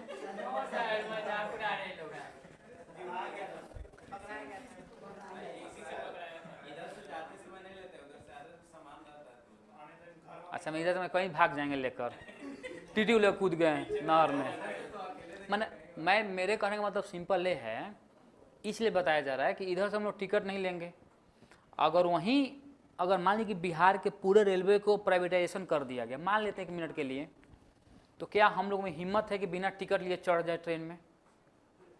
नहीं चढ़ पाएंगे। उसके बाद वो क्या करेगा, जैसे मानिए एक टीटी को भारत सरकार दे रही है 50,000 रुपया, मान लेते हैं, वो रख लेगा 20-20 हज़ार के 3 टीटी, तो एक टीटी जितना काम कर रहा है वो 3 टीटी जो उससे ज़्यादा काम करेगा ना, वो 3 गेट पर खड़ा हो जाएगा। और 20-20 हज़ार में लोग तो काम लेने बेचैन है भाई, काम चाहिए, रोजगार की कमी है इधर। और भारत में रोजगार का जो सबसे बड़ा कारण है वो है सरकारी नौकरी, बेरोजगारी का जो सबसे बड़ा कारण है वो है सरकारी नौकरी की तैयारी करने के चक्कर। इसीलिए 15 से जो 29 वर्ष वाले जो मामला है ना, इसमें है 83%, और वही लोग हैं जो हम लोग जैसे जो 1963 सीट देकर पगलाए हुए हैं। अब 10 लाख फॉर्म गिरेगा इस बार, 1963 सीट है तो कितने तो अपने सेंटर पर पहुंच ही नहीं पाएंगे, टेंशन से खुश होकर। मानी आ रहा है बक्सर चले जाएंगे, किस बार एसडीएम बनना ही है, वहाँ पर जाने के बाद तो मेरा सेंटर है ही नहीं, कितने लोग उल्टा हुए मार भर देंगे। मैं लिख के जरूर देखिएगा, पेपर में जरूर आएगा सारा का सारा। अच्छा, ये लोग जितने लोग फॉर्म डालेंगे, एग्जाम लेगा 2-3 शिफ्ट में, और जब 2-3 शिफ्ट में एग्जाम लेगा तो होगा परसेंटाइल सिस्टम, और उसमें कौन फंसेगा इसकी गारंटी कोई नहीं जानता है। तो वहाँ पे टैलेंट काम नहीं करेगा, वहाँ पर टैलेंट काम करेगा किस्मत। क्योंकि जहाँ भी परसेंटाइज सिस्टम लागू होता है, टैलेंट तो खैर चाहिए ही चाहिए, लेकिन उससे ज़्यादा किस्मत चाहिए। क्योंकि मेरा शिफ्ट में कैसा क्वेश्चन आया, आपके शिफ्ट में कैसा क्वेश्चन आया, इनके शिफ्ट में कैसा क्वेश्चन आया, सारा गेम उसी में है भाई। 1900 में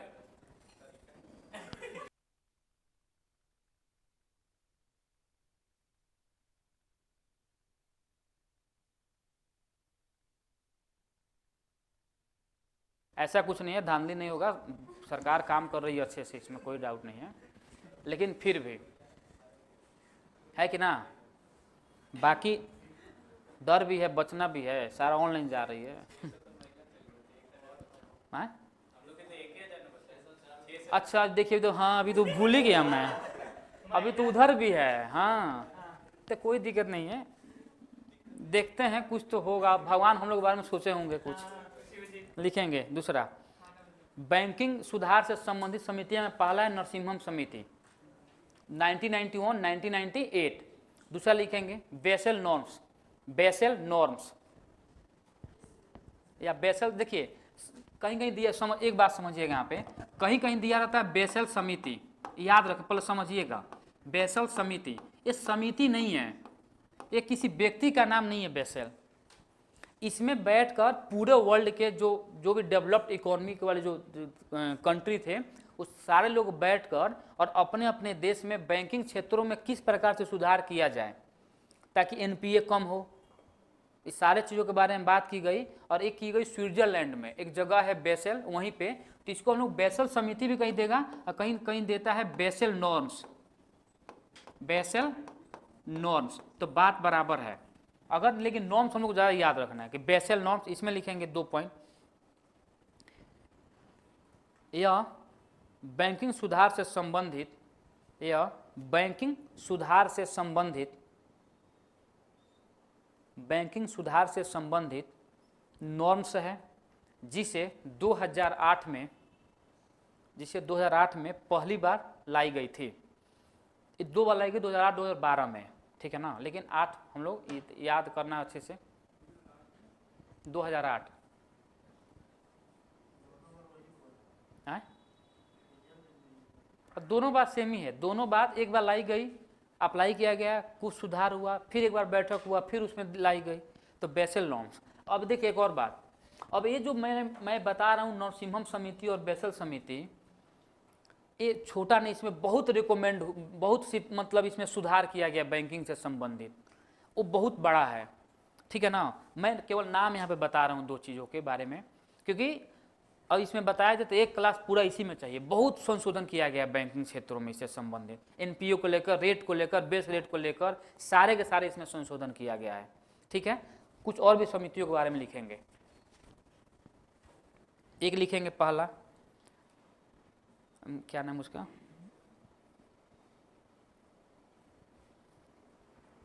हाँ लिखेंगे रेड्डी समिति, पूरा नाम लिख लेंगे YV रेड्डी समिति, IV रेड्डी समिति, IV रेड्डी समिति, ऐसे वाई है,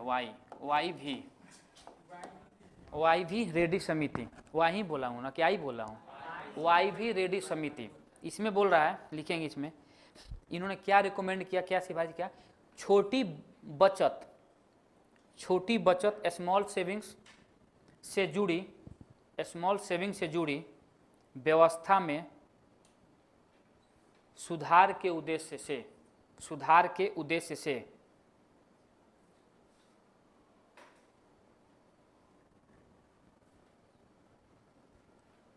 नेक्स्ट लिखेंगे, एक और लिखेंगे PR नायक समिति, PR नायक समिति, PR नायक समिति, P फॉर पटना, नायक लिखेंगे लघु एवं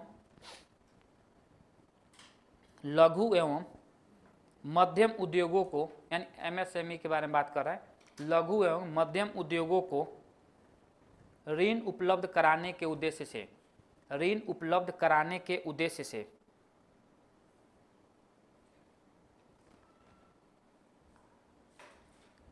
एक और लिखेंगे नेक्स्ट, आर वी गुप्ता समिति, आर वी गुप्ता समिति, आर वी गुप्ता समिति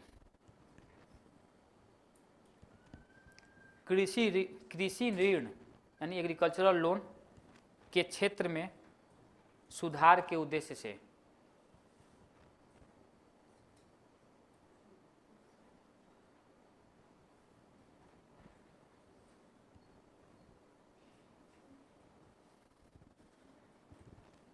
नेक्स्ट लिखेंगे उर्जित पटेल समिति, उर्जित पटेल समिति मौद्रिक नीति ढांचे, मॉनेटरी पॉलिसी स्ट्रक्चर, लिखे मौद्रिक नीति ढांचे का विश्लेषण करने एवं इसको सशक्त बनाने के लिए,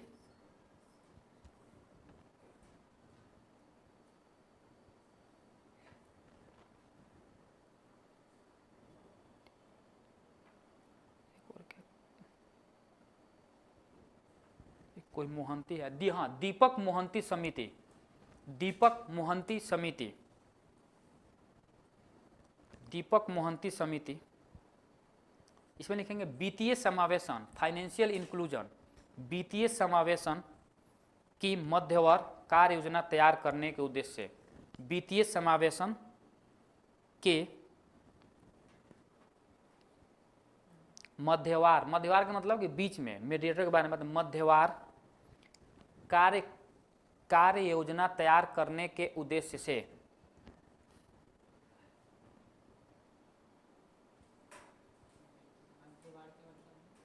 नेक्स्ट लिखेंगे डी सुब्बा राव समिति, डी सुब्बा राव समिति, डी सुब्बा राव समिति मॉनेटरी पॉलिसी यानी मौद्रिक नीति पर तकनीकी सलाह के उद्देश्य से, मौद्रिक नीति पर तकनीकी सलाह के उद्देश्य से। एक और लिखेंगे बिमल जलान समिति, बिमल जलान कौन है? बिमल जलान गवर्नर भी रह चुके हैं, हाँ, तो बिमल जलान समिति, हाँ वो भी है, उर्जित पटेल भी है। बिमल जलान समिति लिखेंगे इसमें नए बैंकों के परमिट, समझ रहे हैं परमिट का मतलब? हाँ, ओपन करने के लिए, नए बैंकों के परमिट के लिए प्राप्त आवेदनों की समीक्षा के उद्देश्य से,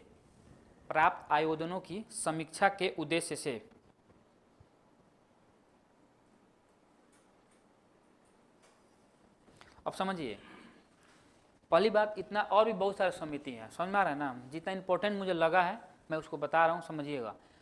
बहुत बार ऐसा होता है कि इसमें पूरी इनमें से पूछेगा कि इनमें से कौन सा बैंकों का समिति का संबंध बैंकिंग सेवा से है या बैंकिंग क्षेत्र से है, तो सब समिति याद रहेंगे तो वहाँ पर बना पाएंगे। या कभी दे देता है समिति और दे देगा मिलान करने के लिए, तो याद रहेगा तो मिलाएंगे। इसमें से एक दो को पकड़ा ही जाएगा, एक दो पकड़ जाएगा, आंसर निकल जाता है, ठीक है ना? अब हम लोग पढ़ेंगे merger of the banks, merger of the banks यानी बैंकों का विलय, हेडिंग डालेंगे बैंकों का विलय, मर्जर ऑफ बैंक्स।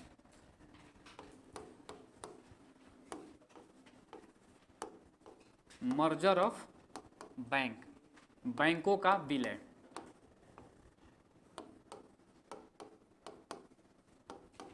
बैंकों का विलय, बैंकों का विलय। अब समझिएगा चीजों को थोड़ा, फिर मैं बता रहा हूं।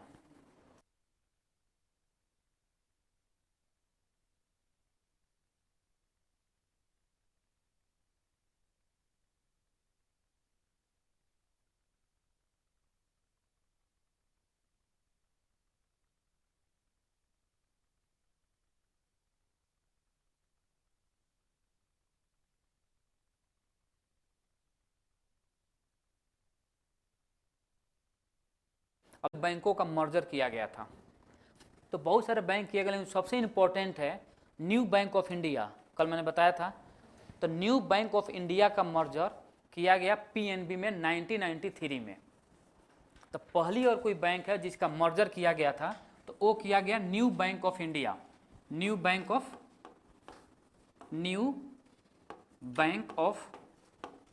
India, new bank of India का मर्जर किस में हुआ? पीएनबी में। पीएनबी में फिर समझिएगा, पीएनबी का मर्जर नहीं हुआ, इसका मर्जर हुआ पीएनबी में, ठीक है ना। कब हुआ? 1993 में।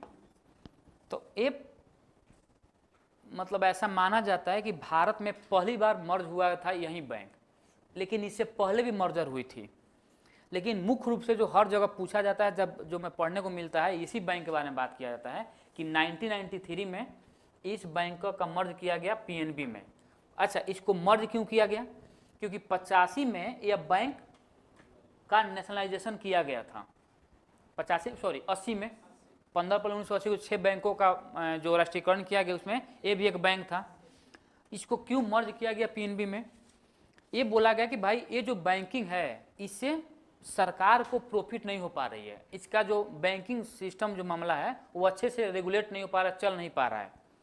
तो इसीलिए इसका मर्ज कर दिया गया कहाँ पे? पीएनबी में 1993 में। कोई दिक्कत? उसके बाद समझिएगा 2019 में निर्मला सीतारमण जी ने ये अनाउंस की कि 10 बैंकों को मर्ज करके 4 बैंक बनाए जाएंगे। यानी ऐसे लिख सकते हैं, हम लोग बोल सकते हैं कि 4 बैंकों में 10 बैंकों को मर्ज किया जाएगा, ठीक है ना। तो इसमें पर लिखेंगे बैंक, एक नंबर पे लिखेंगे कि 1993 में 1993 में न्यू बैंक ऑफ इंडिया को पीएनबी में विलय कर दिया गया। दूसरा बात, 1 अप्रैल 2019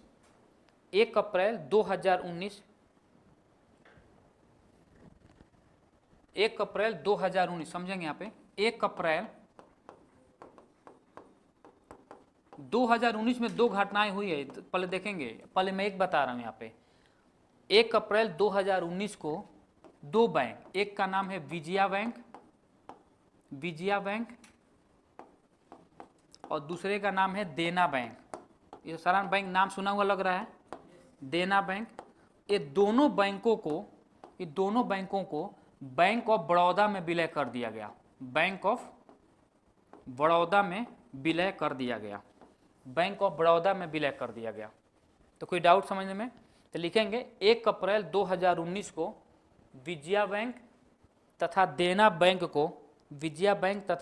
बैंक को बैंक ऑफ बड़ौदा में विलय कर दिया गया।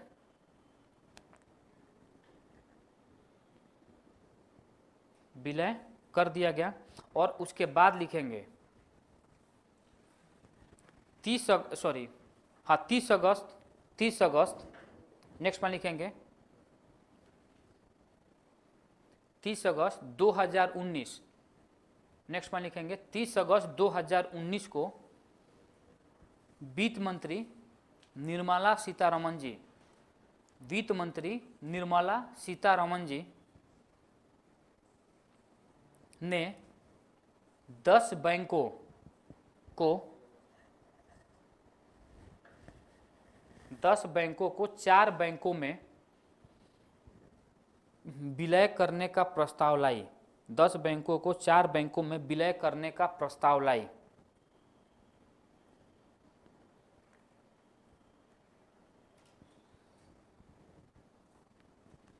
ठीक है, अब समझेंगे यहाँ पे।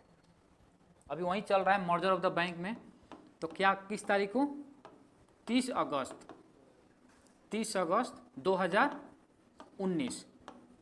इसमें क्या बोली निर्मला सीतारमण जी कि भाई जो 10 बैंक हैं, जो 10 बैंक्स हैं, उनको मर्ज किया जाएगा किस बैंक में? 4 बैंक्स में। 4 बैंक्स में इसको मर्ज किया जाएगा, ठीक है। और वो 10 बैंक कौन कौन से थे? पहला लिखेंगे Oriental Bank of Commerce, Oriental Bank of Commerce तथा यूनाइटेड बैंक ऑफ इंडिया, यानी Oriental Bank of commerce,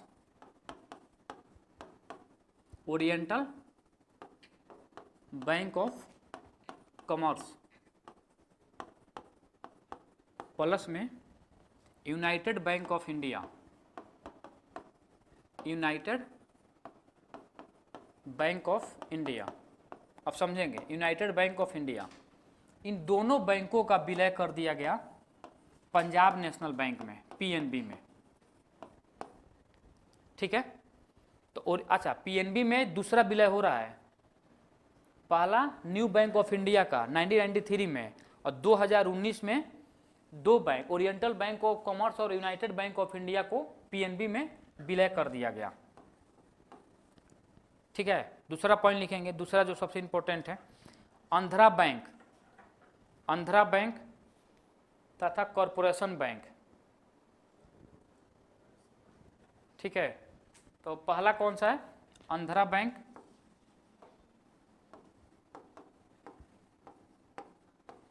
Andhra bank, क्या हंस रहे हैं जी आप लोग, आंध्रा बैंक से, आंध्रा बैंक प्लस कौन, अरे नाम ही भूल गया, कॉरपोरेशन बैंक, भूलिया दीजिए आप लोग कॉरपोरेशन बैंक ऑफ इंडिया या कॉरपोरेशन बैंक का विलय किस में कर दिया गया, यूनियन बैंक ऑफ इंडिया में। हाँ, यूनियन बैंक ऑफ इंडिया में, यूनियन बैंक ऑफ इंडिया में। बाद में हंस लीजिएगा, इतना कौन सी बड़ी बात है इसमें। हो गया, तीसरा लिखेंगे इसमें, सबसे इंपॉर्टेंट है सिंडिकेट बैंक, सिंडिकेट बैंक। तीसरा कौन है, सिंडिकेट बैंक का जो विलय किया गया वो किया गया केनरा बैंक में। तो तीसरा कौन सा है, सिंडिकेट बैंक, सिंडिकेट बैंक। तो सिंडिकेट बैंक का विलय यानी मर्ज किस में कर दिया गया, केनरा बैंक में।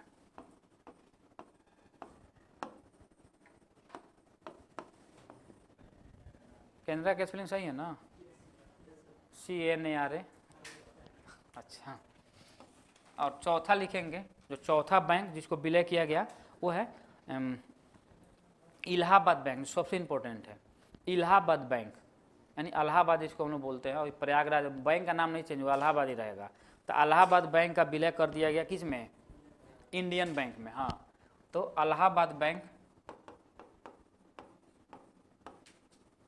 इलाहाबाद बैंक को विलय कर दिया गया, किस में कर दिया गया विलय, किस में, इंडियन बैंक ना,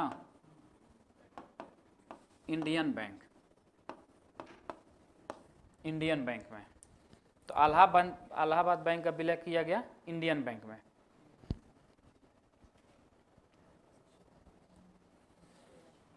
तो 10 बैंक हुआ, गिनिए तो थोड़ा, हो गया 10। अरे भाई, तो 6 और 4 में विलय किया गया, उसको भी तो देखना है वो भी तो गिनना है। 6 कैसे हुआ,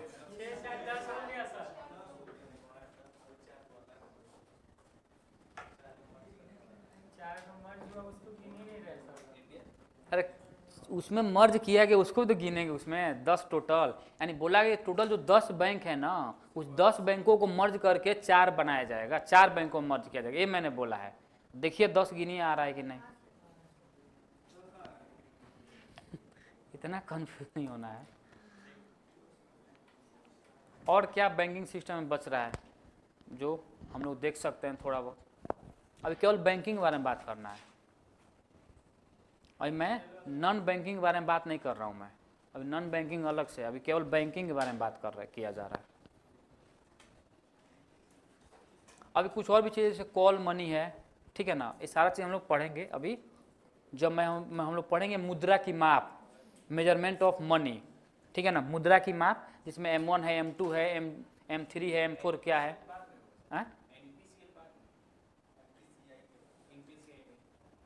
देखेंगे उसको बाद में, अभी अभी तो यहीं चलेगा बहुत लंबा।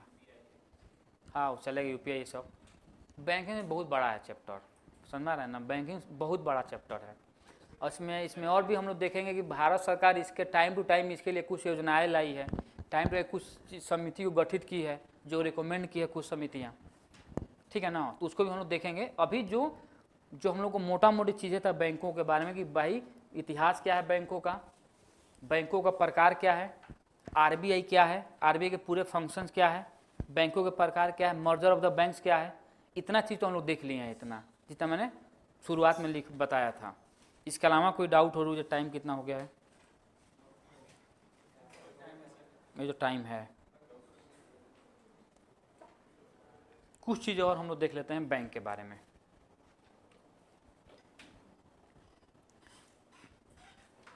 एक और लिख लेंगे बैंकों के बारे में, ये लिखे तो एक और चीज़, बैंक हेडिंग डालेंगे।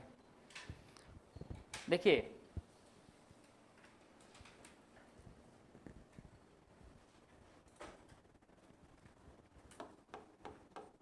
पहले हम लोग यहाँ पर देखेंगे, हम लोगों ने लघु बैंक, लघु एवं पेमेंट बैंक तो हम लोग देख लिए हैं। इसमें एक डाउट है डेबिट कार्ड वाला, डेबिट या क्रेडिट, है ना, डेबिट और क्रेडिट कार्ड में डाउट है कि भाई डेबिट कार्ड कौन जारी करता है नहीं करता है, तो इसको हम लोग कल देखेंगे क्या है चीज़ें। लेकिन मुझे उम्मीद है कि ए वाला जो है ये नहीं करता है, ए वाला करता है, ठीक है ना। दूसरा बात, हम लोगों ने महिला, भारतीय महिला बैंक यानी या महिला बैंक के बारे में हम लोग देखें, महिला बैंक के बारे में हम लोग देखें। अब महिला बैंक मैंने बता लिखे आप लोग कि नहीं कि महिला बैंक की स्थापना विश्व में सदर पाकिस्तान में, लिख लेंगे उसको एक पॉइंट कि महिला बैंक की स्थापना सबसे पहले विश्व में, महिला बैंक की स्थापना सबसे पहले विश्व में पाकिस्तान,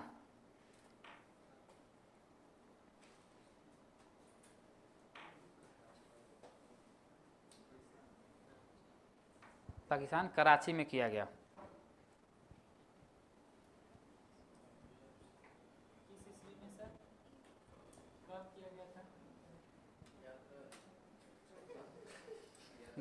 याद तो नहीं है, लेकिन पाकिस्तान में किया गया, शायद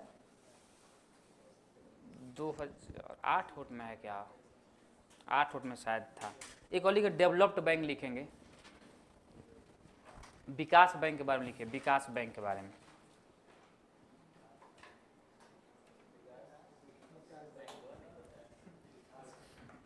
विकास बैंक में अच्छा, विकास बैंक का क्या उद्देश्य है किसी भी राष्ट्र में स्थापित करने के लिए? हाँ, देश की अर्थव्यवस्था को सुचारू रूप से चलाने के लिए या राष्ट्र को मजबूत करने के लिए डेवलप्ड बैंक की स्थापना की जाती है। तो लिखेंगे विकास बैंक में 2 लाइन, किसी राष्ट्र की अर्थव्यवस्था में, किसी राष्ट्र की अर्थव्यवस्था में विकास को गति प्रदान करने के लिए, विकास को गति प्रदान करने के लिए उद्योगों और आधारिक संरचना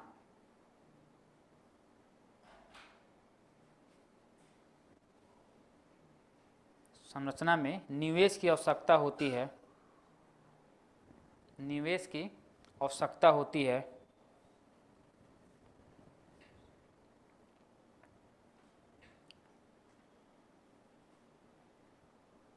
इसीलिए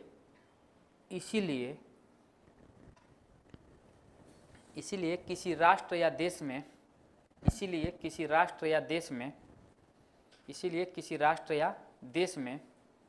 विकास बैंक की स्थापना की जाती है, विकास बैंक की स्थापना की जाती है।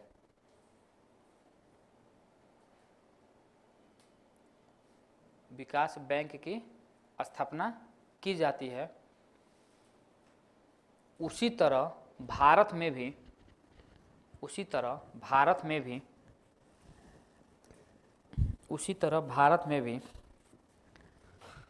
विकास को गति प्रदान करने के लिए, विकास बैंक की स्थापना की गई है। विकास बैंक की स्थापना की गई है।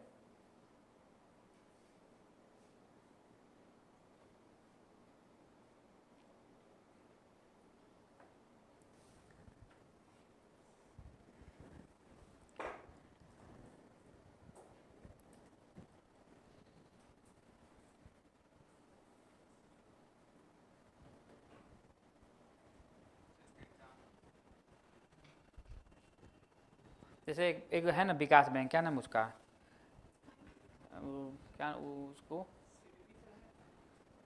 सिडबी तो डेवलप्ड बैंक, हाँ वो भी है, डेवलप्ड बैंक है सिडबी, जिसकी स्थापना 1990 में की गई थी। जैसे पूरे एशिया को भी स्थापित एक एशियन डेवलपमेंट बैंक की स्थापना की गई है ना, एशियन एडीबी, जिसको एशियन डेवलपमेंट बैंक जो है। हाँ तो इंडिया में एगो तो सिडबी हो जाएगा, जो जो उसको क्या बोलते हैं, जो छोटे मोटे उद्योगों को उसको विकसित करने के लिए सिडबी की स्थापना की गई। आईडीबीआई हो जाएगा, इंडस्ट्रियल। नाबार्ड भी है। ये सारे के वैसे बैंक है जो विकास उस देश के लिए डेवलपमेंट के कार्य करते हैं, ठीक है ना।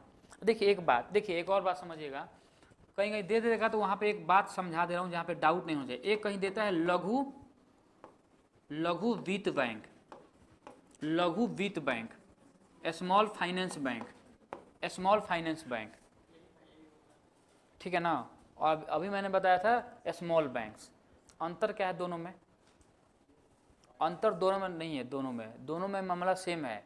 ये हो चाहे लघु पेमेंट बैंक हो या पेटीएम पेमेंट बैंक हो, वो सारे के सारे की जो कॉन्सेप्ट लाया गया था वो लाया गया था 2014 में ही आरबीआई के द्वारा, ठीक है ना। तो इसमें लिख लेंगे लघु वित्त बैंक, लघु फाइनेंस बैंक के बारे में लिखेंगे 2-3 पॉइंट, क्योंकि अगर वहाँ पे कोई कन्फ्यूजन ना हो जाए। लिखिए। अच्छा, इसका मुख्य काम क्या है? इसका भी मुख्य काम वही है, वित्तीय समावेशन को बढ़ाना। वित्तीय समावेशन का मतलब क्या है? फाइनेंशियल इंक्लूजन, सभी लोगों को साथ में जोड़ना है। जितने भी देखिएगा बीच में सरकार ने एक स्कीम चलाई थी और स्कीम के द्वारा सभी लोगों को खाता ओपन करवा रही थी सरकार। उसका मतलब क्या है? उसका मतलब सिंपल ये था कि सभी लोगों को बैंकिंग सेवा से जोड़ना है। वैसे लोग थे जो पैसा अपने पास कैश के रूप में रखते थे, तो उन सभी लोगों का जब ओपन होगा खाता तो एक तो संख्या बढ़ेगी खाता का वहाँ पे। दूसरा बात है लेन देन जब होगा, ट्रांजैक्शन होगा, तो अर्थव्यवस्था की वृद्धि होगी, जीडीपी का ग्रोथ होगा। तो तमाम ऐसे कारण है। तो लिखेंगे इसमें वित्तीय समावेशन को बढ़ावा देने के लिए, वित्तीय समावेशन को बढ़ावा देने के लिए आरबीआई ने, वित्तीय समावेशन को बढ़ावा देने के लिए आरबीआई ने जुलाई 2014 में लघु वित्त बैंक, स्मॉल फाइनेंस बैंक, लघु वित्त बैंक और स्मॉल फाइनेंस बैंक की स्थापना के लिए दिशा निर्देश जारी किया।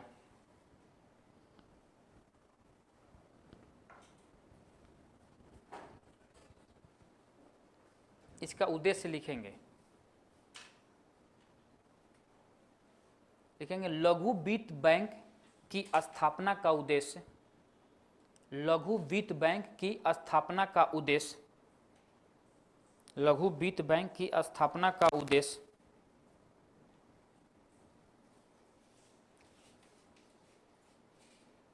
जनसंख्या के उन वर्गों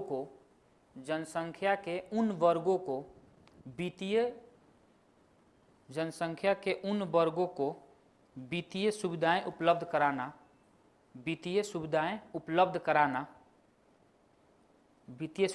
कराना जो अभी बैंकिंग संस्थाओं से या बैंकिंग सेवाओं से दूर हैं।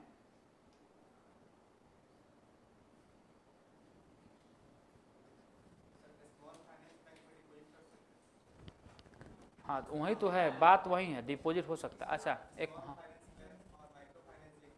हाँ यहाँ दोनों एक ही है,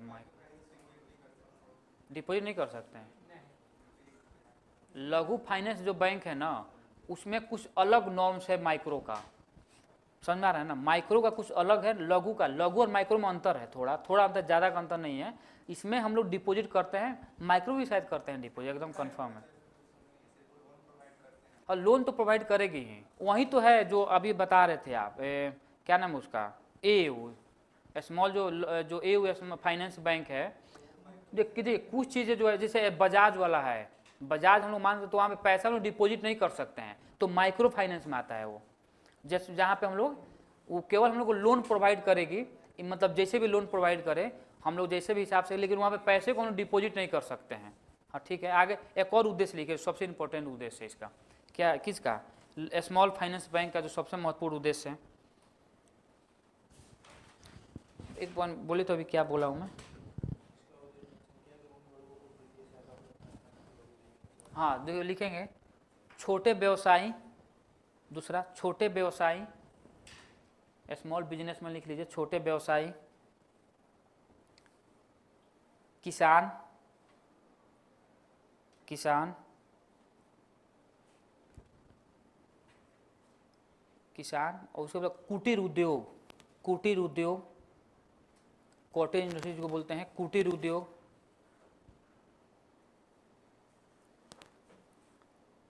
अति लघु उद्योग, और कौन लिखिए, अति लघु उद्योग, अति लघु उद्योग,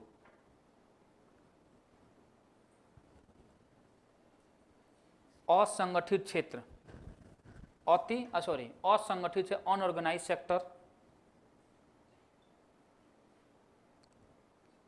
को ऋण सुविधाएं, को ऋण सुविधाएं उपलब्ध कराना, ऋण सुविधाएं उपलब्ध कराना यानी लोन प्रोवाइड करना भी इसका मुख्य उद्देश्य है, भी इसका मुख्य उद्देश्य है। आगे लिखेंगे कार्य, कार्य लिखकर डैश मारेंगे, इसमें लिखेंगे लघु वित्त बैंक, लघु वित्त बैंक का उद्देश्य, लघु वित्त बैंक का उद्देश्य मूलभूत बैंकिंग, मूलभूत यानी बेसिक्स बैंकिंग, मूलभूत बैंकिंग जैसे जमा डिपॉजिट, जमा तथा, जमा तथा, उसको क्या बोलते हैं, जमा तथा ऋण की आपूर्ति, जमा तथा ऋण की आपूर्ति, लोन सप्लाई, ऋण की आपूर्ति प्रदान करना है।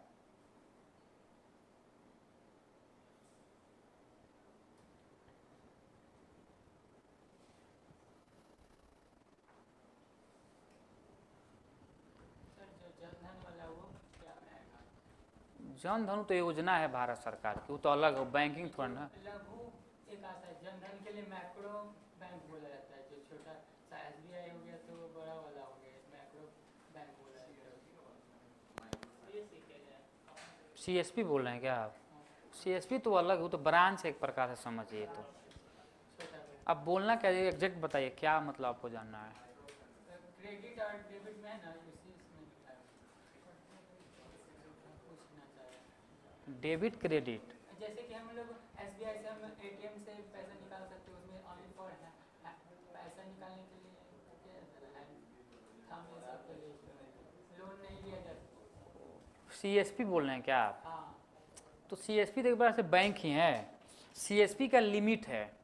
सीएसपी का मतलब जैसे एसबीआई का सीएसपी मैंने ले लिया, तो वो भी एक प्रकार से बैंक ही है, लेकिन अगर बैंक में बहुत सारे लोग लाइन में लगना नहीं चाहते हैं, सिंपल समझो, उसका मुख्य उद्देश्य यही है कि लाइन में अगर आपको निकालना है 2000, 5000, 10,000 रुपया, तब कौन जाकर बैंक में लाइन दी, इसलिए बैंक ने क्या किया कि थोड़ा सीएसपी दे दिया, भाई लो वहाँ पे जाओ, वहाँ अपना काम करो, मेन ब्रांच में भीड़ भाड़ मत लगाओ, सिंपल नहीं। अगर वो पूछ रहे हैं तो हाँ, तो वही है। आगे लिखेंगे लघु वित्त बैंक, लघु वित्त बैंक एटीएम कार्ड, एटीएम यानी वो डेबिट कार्ड उसी को बोलते हैं ना, हाँ, तो एटीएम या डेबिट कार्ड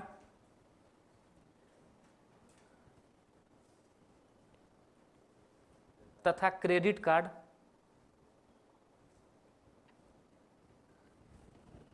प्रदान कर सकता है, लेकिन इस पर थोड़ा डाउट है अभी। समझ में मैं भले लिख बता रहा हूँ, लेकिन इसको मैं एक बार देखूंगा थोड़ा कंफर्म। मैं इसीलिए थोड़ा अभी मैं केवल उसमें मैं डेबिट कार्ड के बारे में बात किया हूँ, तो थोड़ा एक बार मैं देखूंगा इसको, उसके बाद कल इसमें थोड़ा बात हो जाएगी। अभी इतना लिख लेंगे, डेबिट कार्ड जारी प्रदान कर सकता है। देखिए सिंपल, ए में लघु वित्त बैंक के बारे में बात हो या सिंपल लघु बैंक है, बात बराबर ही है, दोनों में अंतर कुछ नहीं है, ठीक है ना, दोनों में अंतर नहीं है। दोनों लघु हो या पेमेंट हो, लघु हो या पेमेंट हो, दोनों का जो कॉन्सेप्ट लाया गया वो 2014 में लाया गया आरबीआई के द्वारा। दोनों को ओपन करना हो तो आपके पास कितना 100 करोड़ का राशि होना चाहिए और बैंकिंग सेवा में जानकारी होना चाहिए। थोड़ा बहुत वित्त के बारे में अगर आप जान रहे हैं तो चीज़ें आसान होगी आपके लिए, क्योंकि उसको रेगुलेट भी तो करना है। बहुत सारे बैंक है, बहुत सारे बैंक, उत्कर्ष है, जो एयू फाइनेंस करके स्मॉल फाइनेंस करके बोलना वो है। तो मैं तो बोला कि लघु पेमेंट, लघु बैंक डेबिट कार्ड तो जारी करेगा, उस पर तो डाउट ही नहीं है। डाउट है क्रेडिट कार्ड पे, ठीक है एक बार मैं भी देखूंगा, जब तक मैं नहीं देखूंगा मैं बोल नहीं पाऊंगा कुछ, समझ में आ रहा है ना। अच्छा देखिए क्रेडिट कार्ड का मतलब क्या होता है, पहले समझ रहे हैं क्रेडिट कार्ड होता क्या है, क्या है।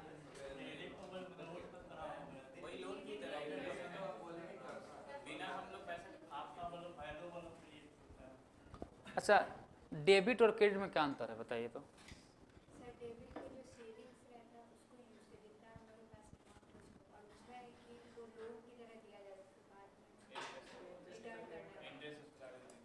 अरे भाई वो तो जैसे क्रेडिट कार्ड मान लीजिए मेरे पास है और मेरा लिमिट है मान लीजिए 1 लाख रुपये का, मान लीजिए, तो मैंने 1 लाख का बिजनेस कर लिया, जो भी काम है अपना कर लिया, तो उसका जो टाइम पीरियड में अगर पैसा मैं जमा नहीं कर रहा हूँ तो उसमें इंटरेस्ट तो लगता ही है। वही ना क्रेडिट कार्ड का मुख्य उद्देश्य यही है कि भाई आपके पास अगर पैसा नहीं है फिर भी आप यूज करके अपना काम चला सकते हैं। अच्छा वहाँ से कैश भी निकाल सकते हैं क्रेडिट कार्ड से, जितना का आपका लिमिट है उतना पैसा निकाल कर काम कर लीजिए, जिसका टाइम ड्यूरेशन है, टाइम पीरियड है उतना दिन में, उससे पहले आप जमा कर देंगे तो कम लगेगा, नहीं तो बहुत लगता है। समझ में है ना, 50 रुपये 100 रुपये 200 रुपये जोड़ता है, कहाँ किस रीजन पूरे पता ही नहीं चलता है, लेकिन जोड़ता तो है कुछ। और उसमें अच्छा वो ऐसे उसी लोगों के लिए है क्रेडिट कार्ड जिनका इनकम फिक्स है, मतलब नहीं ऐसा नहीं है, ऐसा नहीं है। 25-30 हज़ार रुपये भी जो कमाता वो भी क्रेडिट कार्ड यूज़ कर सकता है। तो 25-30 हज़ार कमाएंगे तो आप उतना ही का बनवाइए। अब मान लीजिए कमा रहे हैं 30 हज़ार का, बनवा लिए 1 लाख रुपये का, तो कहाँ से देंगे, तो इंटरेस्ट भरते भरते हालत ख़राब रहेगी आपका, है कि ना। ठीक है, बाकी देखते हैं हम लोग कल जो भी बाकी होगा, थोड़ा बैंकिंग के बारे में थोड़ा बहुत देखेंगे, और कल नया टॉपिक स्टार्ट होगा जो बैंकिंग के अलावा 5 मिनट के शुरुआत 10 मिनट जो हो जाएगा, उसके बाद हम लोग शुरू करेंगे कल एक नया टॉपिक।